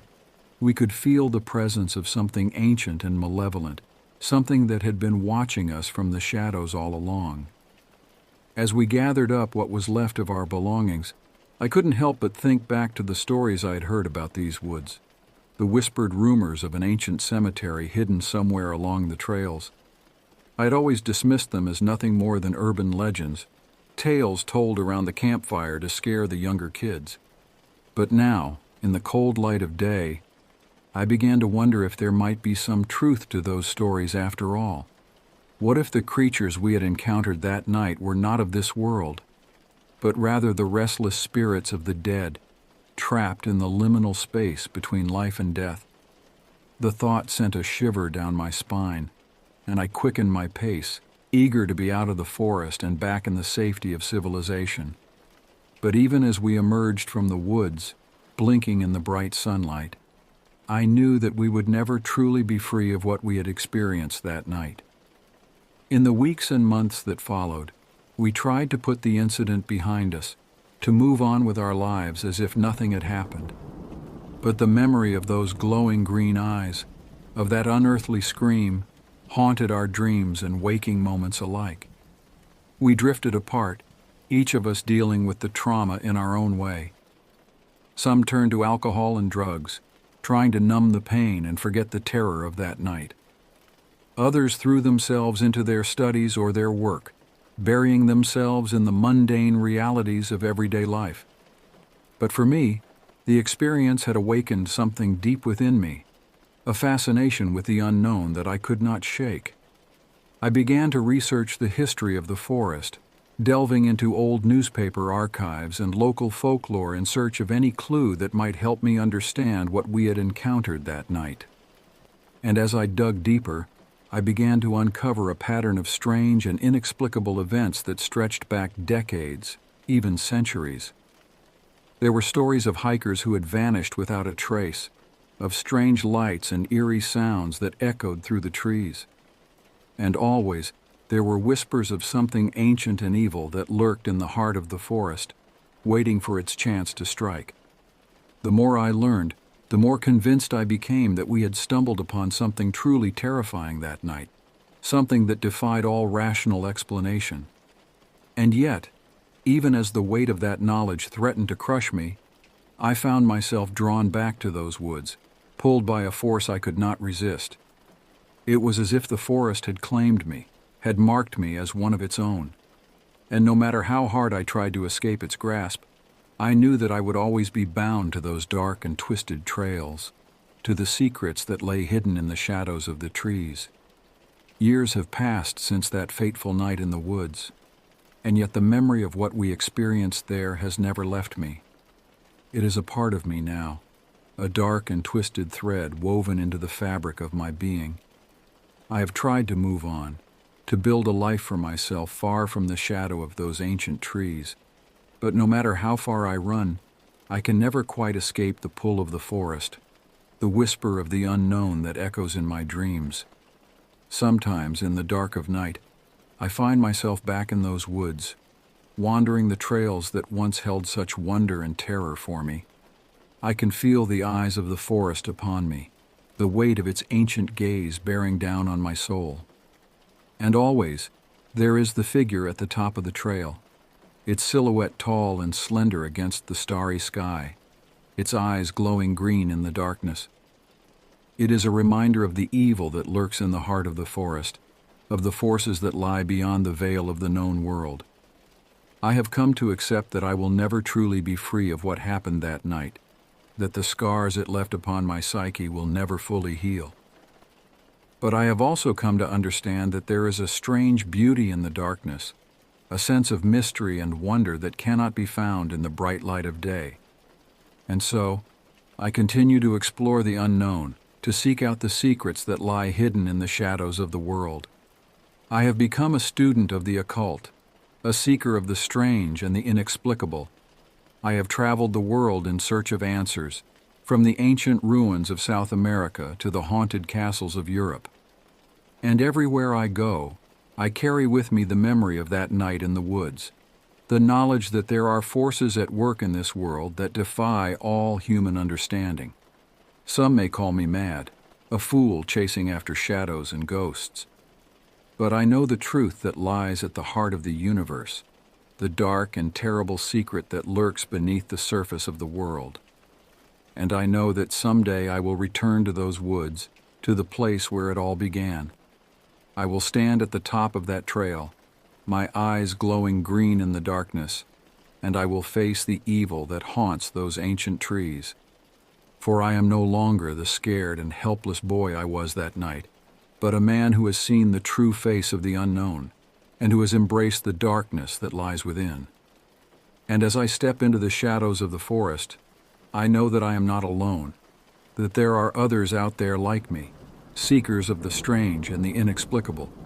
Together we will unravel the mysteries of the universe, and we will face the forces that lurk in the darkness, unafraid and unbroken.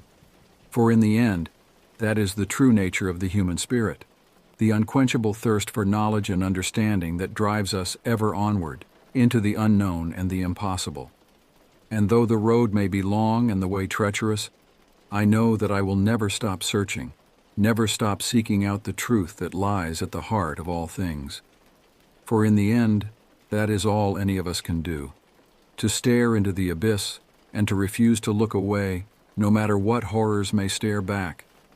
So I will press on, into the darkness and the unknown, armed with nothing more than my wits and my courage, and the knowledge that there are some secrets that are worth uncovering, no matter the cost.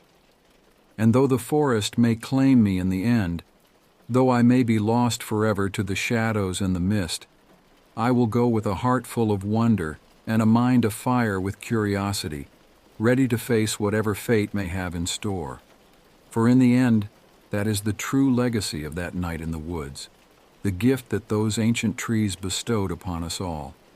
Not fear, not terror, but a sense of the vast and the unknowable, a glimpse of the mysteries that lie beyond the veil of the everyday world. And as I step into the darkness, I know that I am ready to embrace that legacy, to follow the trail wherever it may lead, and to face whatever horrors may lie in wait, with an open heart and an unquenchable thirst for the truth. For in the end, that is all any of us can ask for, the chance to stare into the face of the unknown and to emerge changed and unbroken, ready to face the world.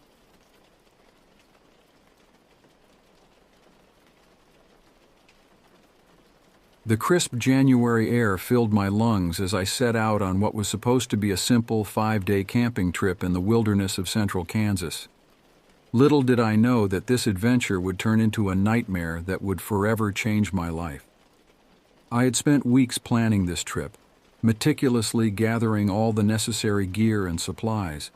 My faithful companion, Bullet, a full-grown male German shepherd, trotted by my side, eager to explore the untamed wilderness. The plan was simple: hike from my house to a small mountain about 2 days away and back. However, I made the fateful decision to cut through a large forest near my home, hoping to shave some time off the journey. It was a choice I would come to regret. The first day of the trek was uneventful, the sun filtering through the bare branches of the winter-stripped trees. Bullet and I made good time, covering more ground than I had anticipated. As the sun began to set, we arrived at our designated campsite on the mountain. I set Bullet free to roam and explore while I busied myself with setting up the tent and positioning the trail cameras I had brought along. The forest was quiet, save for the occasional rustling of leaves and the distant call of a bird. Just as I finished pitching the tent, a sound shattered the tranquil atmosphere. It was Bullet's bark, but it seemed to be coming from far away. Concerned that he might wander too far and get lost, I set out to bring him back. I had barely taken 10 steps into the woods when I heard Bullet's bark again, this time right behind me. I spun around, expecting to see my loyal companion, but what I saw instead made my blood run cold. Standing before me was a creature unlike anything I had ever seen before. It towered over me, standing at least 10 to 12 feet tall. Its body was humanoid, but there was something inherently wrong about its proportions, as if it had been stretched and distorted. I reached for my Colt python, only to remember with a sinking feeling that I had left it in the tent along with the rest of my gear. I stood there, frozen in fear, as the creature opened its mouth and let out a sound that was identical to Bullet's bark. The creature barked once more before leaping over me with inhuman agility and disappearing into the woods. I called out for Bullet, my voice trembling, and sprinted back to the campsite. Despite every instinct screaming at me to flee, to put as much distance between myself and that creature as possible, I couldn't bring myself to abandon this beautiful place. With Bullet by my side and my trusty Colt python within reach, I tried to convince myself that I was safe. To calm my frayed nerves, I busied myself with cooking dinner, heating up some beans and hot dogs over the campfire. Just as I was finishing my meal, an eerie scream pierced the night air, sending chills down my spine. Bullet, usually fearless, bolted into the tent, and I couldn't blame him. I followed suit, grabbing my revolver and settling in for a long, sleepless night. I stayed awake for hours, straining my ears for any sound that might indicate the creature's return, but eventually, exhaustion overtook me, and I drifted off into a fitful sleep. The next few days passed without incident, and I began to wonder if perhaps my mind had played tricks on me, if the stress of the hike and the isolation of the wilderness had caused me to imagine the whole terrifying encounter. But on the final day of my trip, as I was finishing breakfast, I saw a massive shape at the edge of the tree line. There was no mistaking it this time. It was the same creature, watching me from the shadows. Without hesitation, I grabbed my revolver and fired at the creature. Instead of fleeing as I had hoped, it let out that same bone-chilling scream and charged towards me, growling with a primal fury that shook me to my core. I called for Bullet and ran into the woods, my heart pounding in my chest as I tried to put as much distance between myself and the creature as possible. After 10 minutes of running, I spotted a hollow log large enough for Bullet and me to hide inside. I pushed Bullet in first, then crawled in after him, praying that he would remain silent. We stayed in that log for what felt like an eternity, hardly daring to breathe as we listened for any sign of the creature's approach. After an hour had passed with no sign of the creature, I cautiously crawled out of the log, Bullet following close behind. We made a mad dash back to the campsite, hoping to gather our belongings and put this nightmare behind us. But when we arrived, we found the campsite in ruins. The tent had been shredded, the remnants of the fire scattered, and the trees surrounding the site had been smashed and splintered, as if struck by a powerful force. With a growing sense of dread, I quickly packed what remained of my gear and set off, desperate to put as much distance between myself and this place as possible. Bullet and I walked and ran for over an hour, the forest a blur around us as we pushed ourselves to the limit. It wasn't until I stopped to check my map that the true horror of my situation hit me.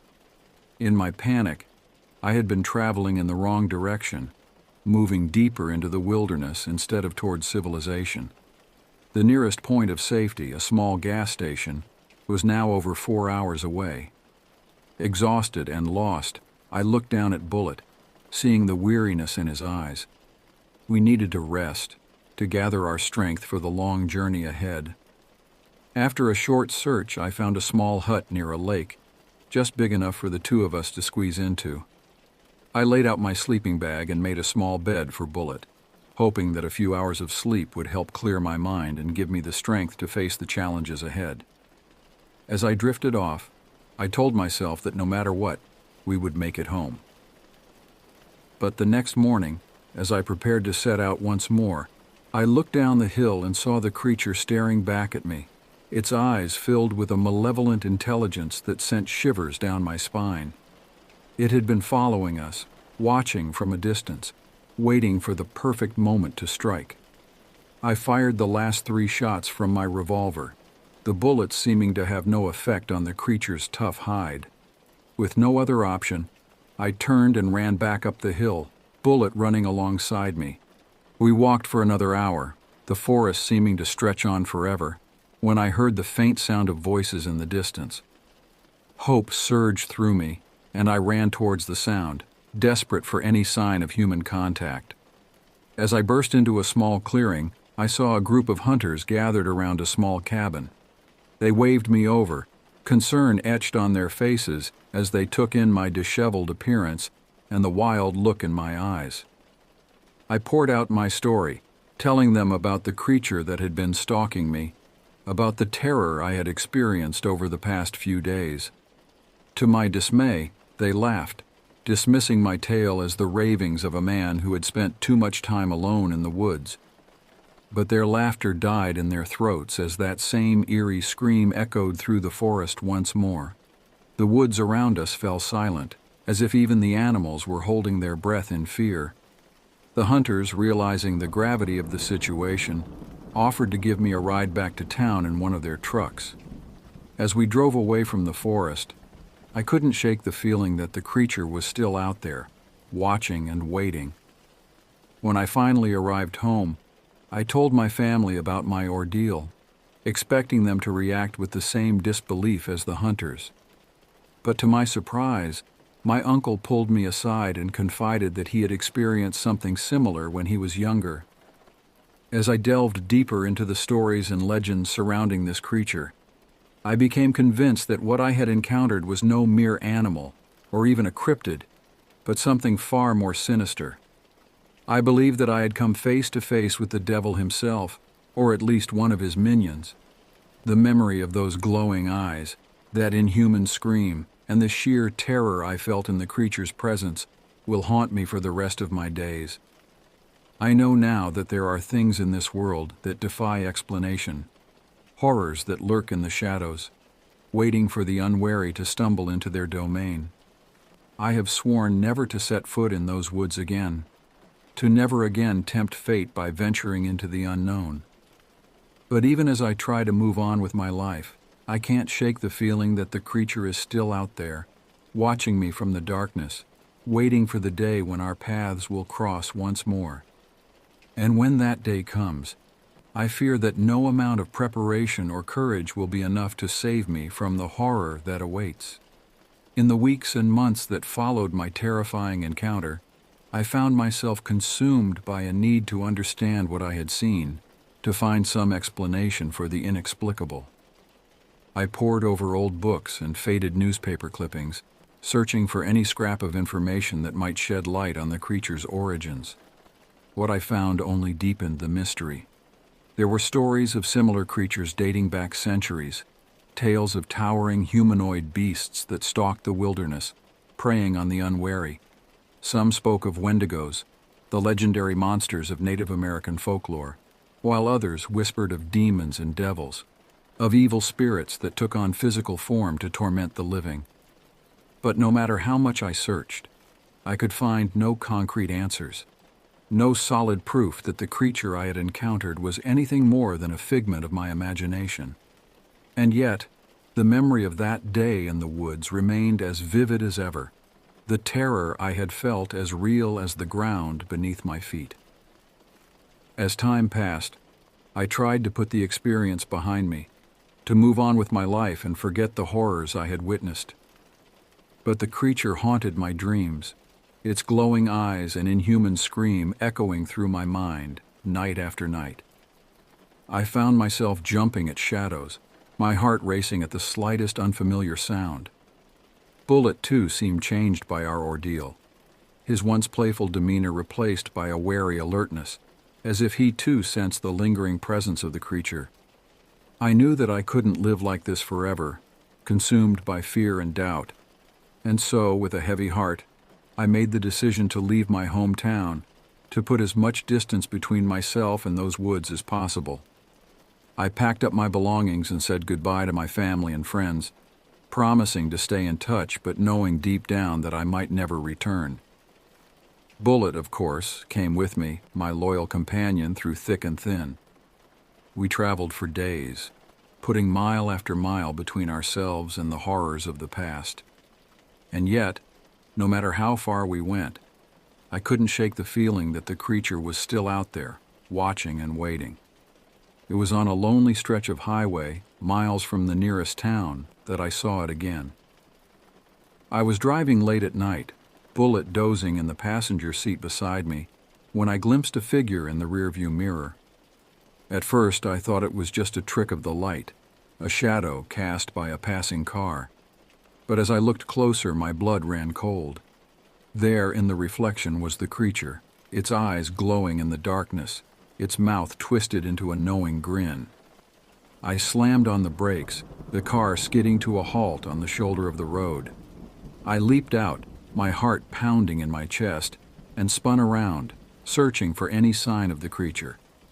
But there was nothing, just the empty highway stretching out behind me, the only sound the idling of my car's engine. I climbed back into the driver's seat, my hands shaking as I gripped the wheel.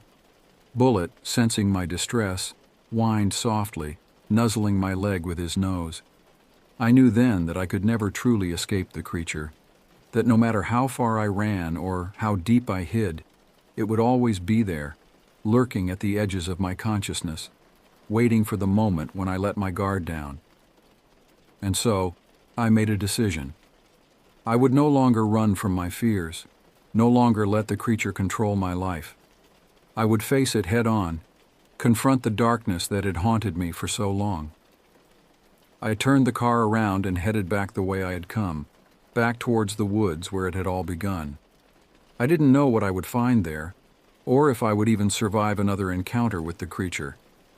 But I knew that I had to try, that I had to confront the evil that had taken root in my soul before it consumed me entirely. And as I drove, bullet by my side, I felt a sense of calm wash over me, a certainty that whatever lay ahead, I would face it with courage and resolve. The road stretched out before me, a ribbon of asphalt winding through the darkness.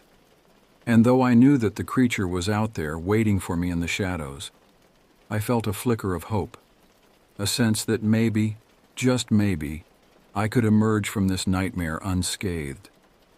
For the first time since that fateful day in the woods, I felt a glimmer of something that had eluded me for so long. The possibility of a future beyond the terror, a life free from the grip of the creature that had haunted my every waking moment.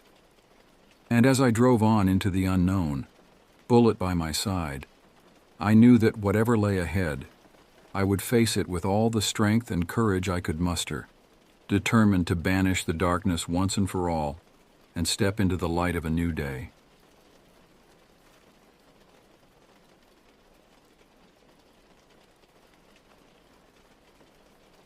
The night air was crisp and cool as I made my way through the dense woods on my property in central Virginia. The land, spanning 10 acres of fields and forests, held a rich history that often weighed heavily on my mind. It was once a battleground during the Civil War, with the Battle of Matadepin taking place right around where I now lived. This knowledge always added an extra layer of eeriness to our nighttime adventures. My friends and I had grown accustomed to the occasional ghostly sighting or unexplained occurrence on the property. We'd swap stories around the campfire, each tale growing more outlandish than the last. But none of us were prepared for what we would encounter on that late April night. Our campsite was a rustic affair, with tarp roofs and pallet walls offering minimal protection from the elements. It wasn't much, but it was our sanctuary in the wilderness. As was our custom, we all carried firearms whenever we ventured into the woods. I always insisted on strict gun safety, making sure no one had bullets chambered in their weapons unless there was a clear reason to shoot. That night, 3 of my closest friends joined me at the campsite. We sat around the fire, its warmth a welcome respite from the chill in the air. The flames cast dancing shadows on the trees surrounding us, creating an atmosphere that was both comforting and slightly unnerving. As the night wore on, the conversation flowed easily, punctuated by occasional laughter and the crackling of the fire. The glowing embers seemed to hypnotize us, drawing us deeper into a sense of security that would soon be shattered. It was nearing midnight when one of my buddies, let's call him Mike, suggested we take a walk down the trail. I agreed, feeling restless and eager to stretch my legs. We decided to forego flashlights, wanting to test our night vision, and perhaps catch a glimpse of some nocturnal wildlife. The forest was alive with the sounds of the night as we made our way down the familiar path. Owls hooted in the distance, and the rustle of small animals scurrying through the underbrush kept us alert. The canopy above us was thick, allowing only slivers of moonlight to penetrate the darkness.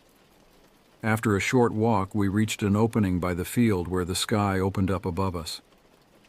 The stars were breathtaking, a glittering tapestry stretched across the inky blackness. Mike and I stopped, our heads tilted back in awe of the celestial display. We chatted quietly, our voices barely above a whisper as if we were afraid to disturb the serenity of the moment. Our conversation meandered from topic to topic: work, relationships, future plans, the kind of deep, meandering dialogue that only seems to happen in the small hours of the night. It was during a lull in our conversation that we first heard it, the snapping of twigs and the rustle of leaves, coming from multiple directions in front of us. At first, we dismissed it as deer, or perhaps a raccoon foraging for food.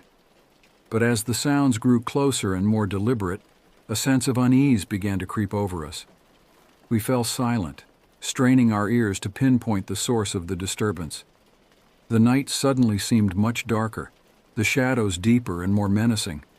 I felt the hairs on the back of my neck stand up, a primal response to a threat I couldn't yet see. Then, without warning, I saw something that made my blood run cold.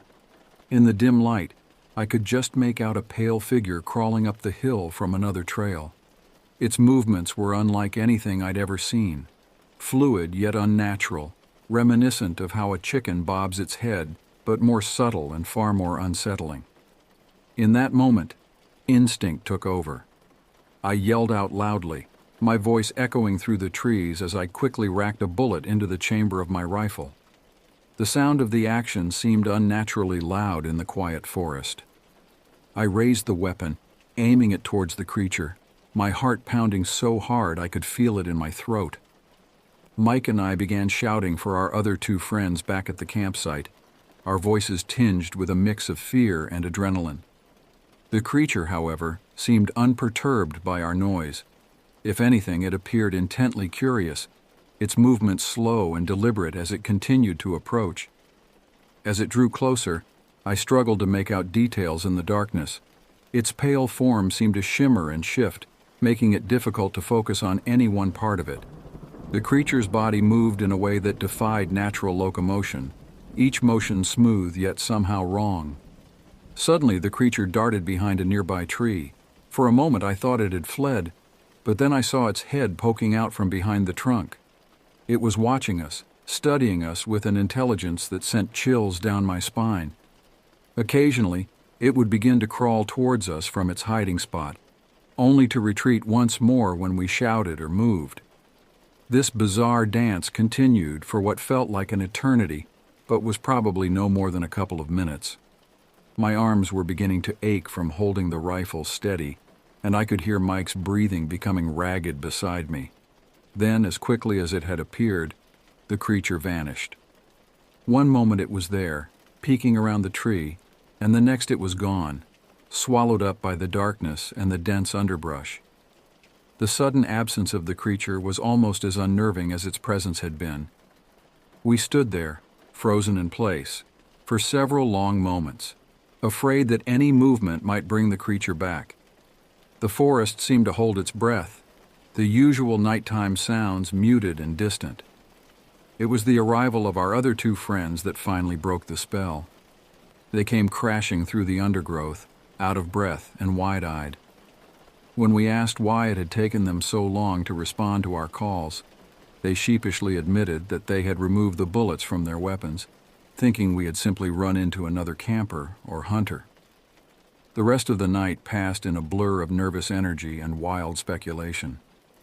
None of us slept much, jumping at every sound and shadow. As the first light of dawn began to filter through the trees, we finally felt safe enough to relax our vigilance. With the coming of daylight, a part of me hoped that the events of the night would prove to be nothing more than a shared hallucination, a product of too many campfire stories and overactive imaginations. But as Mike and I retraced our steps to the site of our encounter, the evidence we found dispelled any such notions. The ground where we had seen the creature was disturbed, leaves scattered and the soft earth marked with strange indentations. Mike, a skilled tracker, examined the signs with a furrowed brow. The tracks were unlike anything he had seen before, not quite animal, not quite human, but something in between. We followed the trail as best we could, noting how it seemed to avoid the clearer paths, sticking to the densest parts of the undergrowth. The tracks led us deeper into the woods, towards the edge of the property.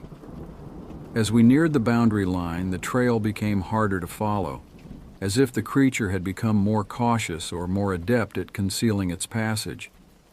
Just as we were about to give up the search, something caught my eye. Nestled in the fallen leaves, partially obscured by a rotting log, was a small skull. I carefully picked it up, brushing away the debris. It was unmistakably a goat's skull, but its presence here, miles from any farm or pasture, was puzzling. As I turned the skull over in my hands, I noticed strange markings etched into the bone. They weren't natural formations or the result of decay, but deliberate patterns carved with precision.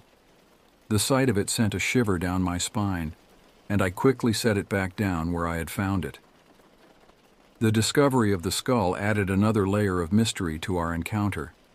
Was it connected to the creature we had seen, or was it merely a coincidence, another oddity in a forest that seemed increasingly full of them? As we made our way back to the campsite, Mike and I discussed what we had seen and found. We considered various explanations: an escaped exotic pet, a previously undiscovered species, or even a hoax perpetrated by someone with too much time on their hands. But none of these theories quite fit the facts as we knew them. The closest match we could come up with was the legendary Wraith creature, a cryptid said to inhabit the forests of North America. But even that comparison felt inadequate to describe what we had experienced.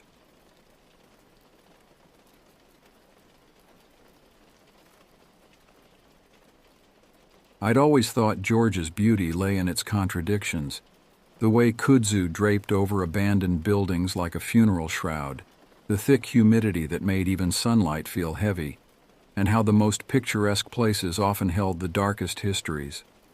As a transplant from Colorado, I was still adjusting to the South's particular brand of beautiful decay when I found Morgan Road. My boyfriend Marcus and I had been dating for 6 months, our relationship still new enough that I wanted to impress him with thoughtful date ideas. He was born and raised in Atlanta, but I figured my outsider's curiosity might help us discover places even he hadn't explored. That's how I ended up on one of those local hiking forums late one night, scrolling through posts about hidden trails and secret spots. Morgan Road appeared in a thread from 3 years ago. The post was brief, just coordinates and a cryptic comment. "Beautiful trail. Don't go alone. Don't go at dusk." The responses were either deleted or consisted of single words. Agreed. Truth. Listen. Something about those sparse warnings drew me in. I Google mapped the coordinates and found a dirt road that curved away from civilization like a question mark. The satellite view showed dense forest canopy, with what looked like a narrow trail cutting through it. Perfect, I thought. A little adventure would be good for us. I didn't tell Marcus about the forum warnings. He'd been stressed at work lately, his usual easygoing nature fraying at the edges. As an environmental engineer, he spent his days dealing with the aftermath of Georgia's rapid development: contaminated watersheds, displaced wildlife, eroding hillsides. A peaceful hike seemed like just what he needed. The morning we first visited Morgan Road was deceptively bright. September in Georgia can fool you with its golden light and gentle breezes, making you forget about the oppressive summer heat or the bitter winter rains.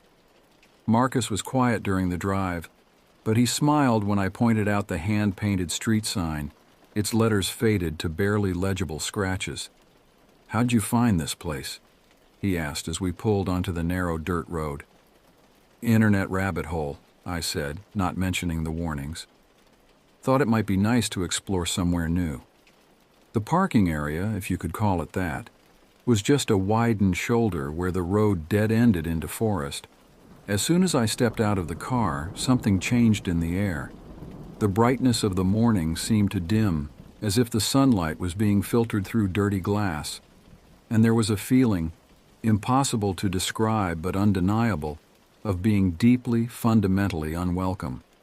I'm not normally the anxious type. Growing up in Colorado, I'd done plenty of solo hiking in remote areas, but this was different.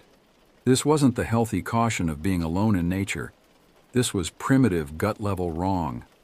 Marcus was already heading toward the trailhead, his backpack settled comfortably between his broad shoulders. I hurried to catch up, trying to shake off the unease. The trail itself was beautiful in that distinctly southern way. ancient oaks draped with Spanish moss, thick carpets of fallen leaves, and the occasional flash of cardinal red among the branches. But the feeling of wrongness persisted. Every rustle in the undergrowth made me flinch. Every shadow seemed to hold movement just at the edge of vision. I kept looking over my shoulder, convinced something was watching us. "You okay?" Marcus asked after I jumped at a falling branch. "You seem tense." "Just—" I hesitated. "Does something feel off to you?" He looked around, his dark eyes scanning the forest. For a moment I thought I saw uncertainty cross his face, but then he smiled. "It's peaceful. Different from our usual trails."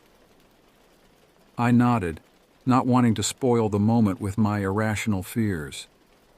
We continued walking, but I noticed Marcus had moved closer to me, his hand occasionally brushing mine as if to reassure himself of my presence.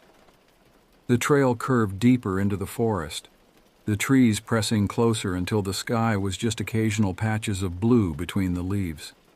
The air grew thick with the smell of decay, not just the normal forest rot of leaves and wood, but something older, something that reminded me of the time I'd found a deer carcass in the Colorado mountains, picked clean by scavengers but still somehow wrong. We were about a mile in when I heard it, a rustle too deliberate to be wind, too heavy to be a squirrel. I froze, my hand instinctively grabbing Marcus's arm. He stopped, head tilted in the direction of the sound. The thing that moved in the undergrowth was massive. Through gaps in the foliage, I caught glimpses of something dark and solid, something that shouldn't have been able to move so quietly through the dense forest. My mind tried to categorize it: bear? Deer? But each possibility felt wrong. "Run," I whispered, my voice barely audible over the sudden pounding of my heart. We ran. The forest blurred around us as we sprinted back the way we'd come, leaves crunching under our feet, branches whipping at our faces. Behind us, something pursued, not crashing through the undergrowth as a panicked animal would, but moving with terrible purpose. Later, in the safety of my apartment, Marcus would admit what he'd seen through the trees. "It was walking upright," he said, his voice shaking, "but not like a bear. More like something that had learned to imitate human movement but hadn't quite got it right." The month after our first encounter crawled by with excruciating slowness. I threw myself into researching Morgan Road, spending late nights hunched over my laptop while Marcus worked overtime at his engineering firm. The more I dug, the stranger things became. In the local library's microfilm archives, I found scattered reports dating back to the 1800s. Children disappearing near the area. Livestock found mutilated in ways that defied natural predators. Strange sounds that made hunting dogs refuse to enter the woods. "You need to talk to Old May," the librarian told me one evening as I was leaving. She'd been watching me pore over the archives all week. Her lined face was serious in the fluorescent light. "She knows the real stories." May Wilson lived in a small house on the outskirts of town, the forest pressing close against her backyard. She was younger than I expected, maybe 60, with sharp eyes and hands gnarled from arthritis. When I mentioned Morgan Road, those eyes got sharper. "My grandmother's grandmother told stories," she said, pouring tea into delicate cups that smelled of jasmine. "Before the Trail of Tears, before the white settlers, that place was forbidden ground. The Cherokee wouldn't hunt there. Said the game belonged to something else." "Something else?" May's hands trembled slightly as she set down her cup. "The settlers didn't listen, of course. 1842, a whole hunting party disappeared. 6 men. They found the horses 2 days later, dead from fear. Their hearts had burst. The men were never found, but—" She paused. "They found tracks. Not animal tracks, not human tracks. Something that walked on 2 legs but wasn't right." I told her about what we'd seen, what we'd felt. She nodded as if confirming something. "It's not just one thing out there," she said. "It's like a fold in the world, a place where something else bleeds through. The hatred you felt? That's just the surface. Go deeper, and you'll find worse things than hatred. The dream started that night. I was back on the trail, but it was different, older. The trees were ancient giants, their trunks wider than houses. The air was thick with spores and the smell of primordial decay. Something moved through the forest around me, something that had been old when the first humans walked upright. I'd wake up gasping, the sheets soaked with sweat. Marcus admitted he was having similar dreams. We'd lie awake in the dark, comparing details, building a composite picture of something our waking minds couldn't or wouldn't fully comprehend. "There are markings on the trees in my dreams," Marcus said one night.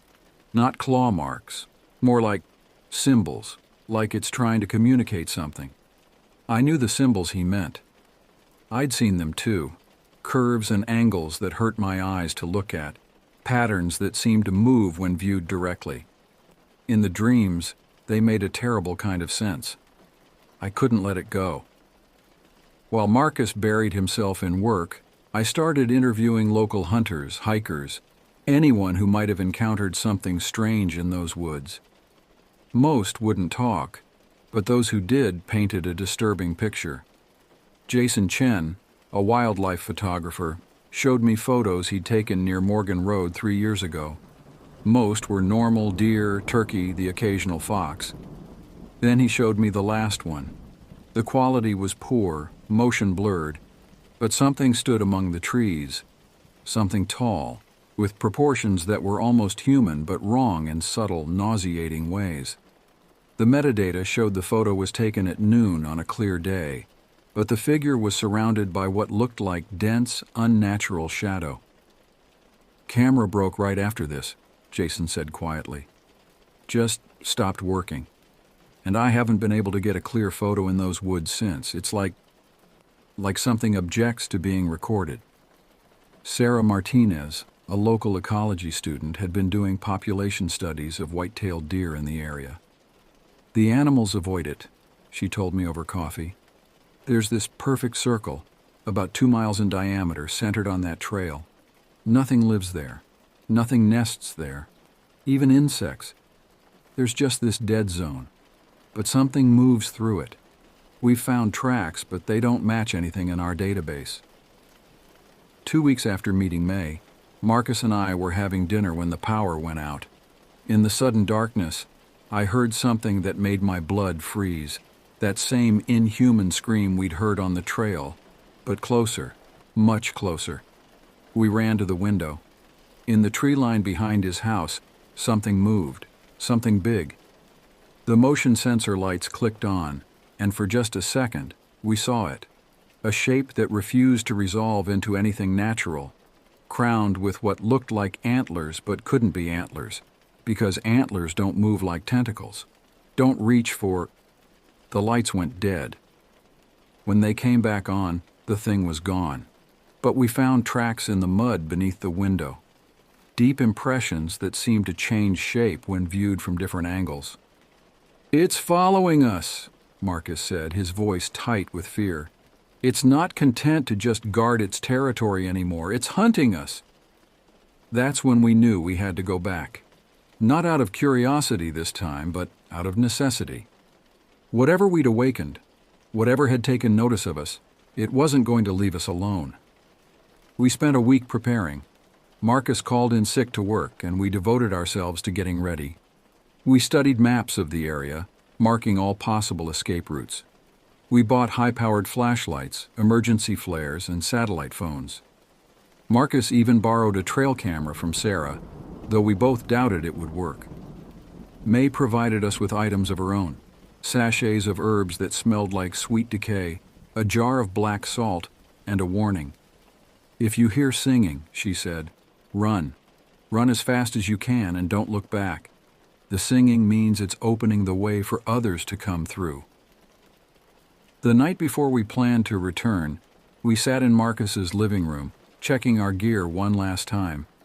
The air felt thick, expectant, like the moment before a storm breaks. "If something happens to me," Marcus started. "Don't," I cut him off. We're both coming back. But we both knew that wasn't a promise either of us could keep. The morning dawned gray and still. No birds sang, no wind stirred the trees. The air felt pressurized, like being deep underwater. We parked at the now familiar pull-off, but something had changed. The trail entrance was wider. The trees pulled back as if recoiling from something. The feeling of hatred hit us like a physical force as soon as we stepped out of the car. But underneath it now was something else. Anticipation. The forest was waiting for us. We walked slowly, deliberately, marking our path with May's black salt. The symbols Marcus had dreamed about were there on the trees now, carved into the bark with impossible precision. They seemed to writhe under direct observation, forming patterns that made my head hurt. The screaming started when we were about a mile in, not distant this time, but all around us, as if the trees themselves were crying out. The sound modulated, shifting into something that might have been words in a language too old for human tongues. Then we heard it, singing, beautiful, terrible singing that made my teeth ache and my vision blur. May's warning echoed in my head, but we couldn't run. Something held us there, frozen, as the singing grew closer. The thing that emerged from the trees walked like a man but wasn't one. It wore shadows like a cloak, its form constantly shifting, suggesting shapes that couldn't exist in our reality. The antlers that crowned its head moved with alien purpose, tasting the air like serpents. Behind it, other shapes moved in the darkness between the trees. Things that had never seen sunlight, never breathed air, never known time as we understand it. The singing was coming from them, harmonies that shouldn't have been possible with human physics. Marcus raised the flare gun with shaking hands. The creature tilted what might have been its head, an almost curious gesture. Then it spoke, not in words but in sensations that bloomed directly in our minds. Ancient images flooded my consciousness, vast cities under poisonous skies, creatures that moved between dimensions like we move between rooms, a time before time when reality was soft and malleable. It was showing us its world, its history, and it was offering us a choice. The thing raised its hand, not a hand, never a hand, but something that served the same purpose, and reached toward us. The air itself seemed to split open behind it, revealing a darkness filled with moving shapes and impossible geometries. In that moment, I understood what May had meant about the fold in the world. This wasn't just a haunted trail or a local legend. This was a door, and we had inadvertently caught the attention of what lived on the other side. Marcus fired the flare. The sudden light was like a physical blow, and the creature recoiled. The singing turned to screaming, and the shapes in the darkness began to move with purpose. We ran. What followed was a desperate chase through trees that seemed to move on their own, under a sky that couldn't decide if it was day or night. The things behind us weren't bound by physical laws. They moved through space in ways that hurt to look at, appearing ahead of us, beside us, above us. We reached the car somehow, though neither of us clearly remembers those final moments. As we sped away, the forest behind us seemed to reach for us, branches stretching like grasping hands. They found us 3 days later at a gas station 2 states away. Neither of us could explain how we got there. The GPS showed we'd driven in a perfect circle for hours, though we remembered a straight-line escape. The authorities wrote it off as a prank gone wrong, 2 young people who'd let their imaginations run wild. But we knew better. We'd seen behind the veil, and the world would never look quite right again.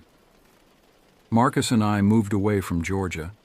We tell people it was for his job, and in a way that's true. He couldn't keep working as an environmental engineer, not after understanding what really lives in some of those protected forests. Sometimes, late at night, we still hear that singing. It comes through the walls, through closed windows, through all our rational explanations and carefully constructed denial. And sometimes, when we look in the mirror, we see something different in our eyes, something old, something that understands too much. The trail is still there, waiting. And sometimes, in the deepest part of the night, we both know we'll have to go back. Not today, not tomorrow, but someday. Because once you've seen behind the veil, it never really lets you go.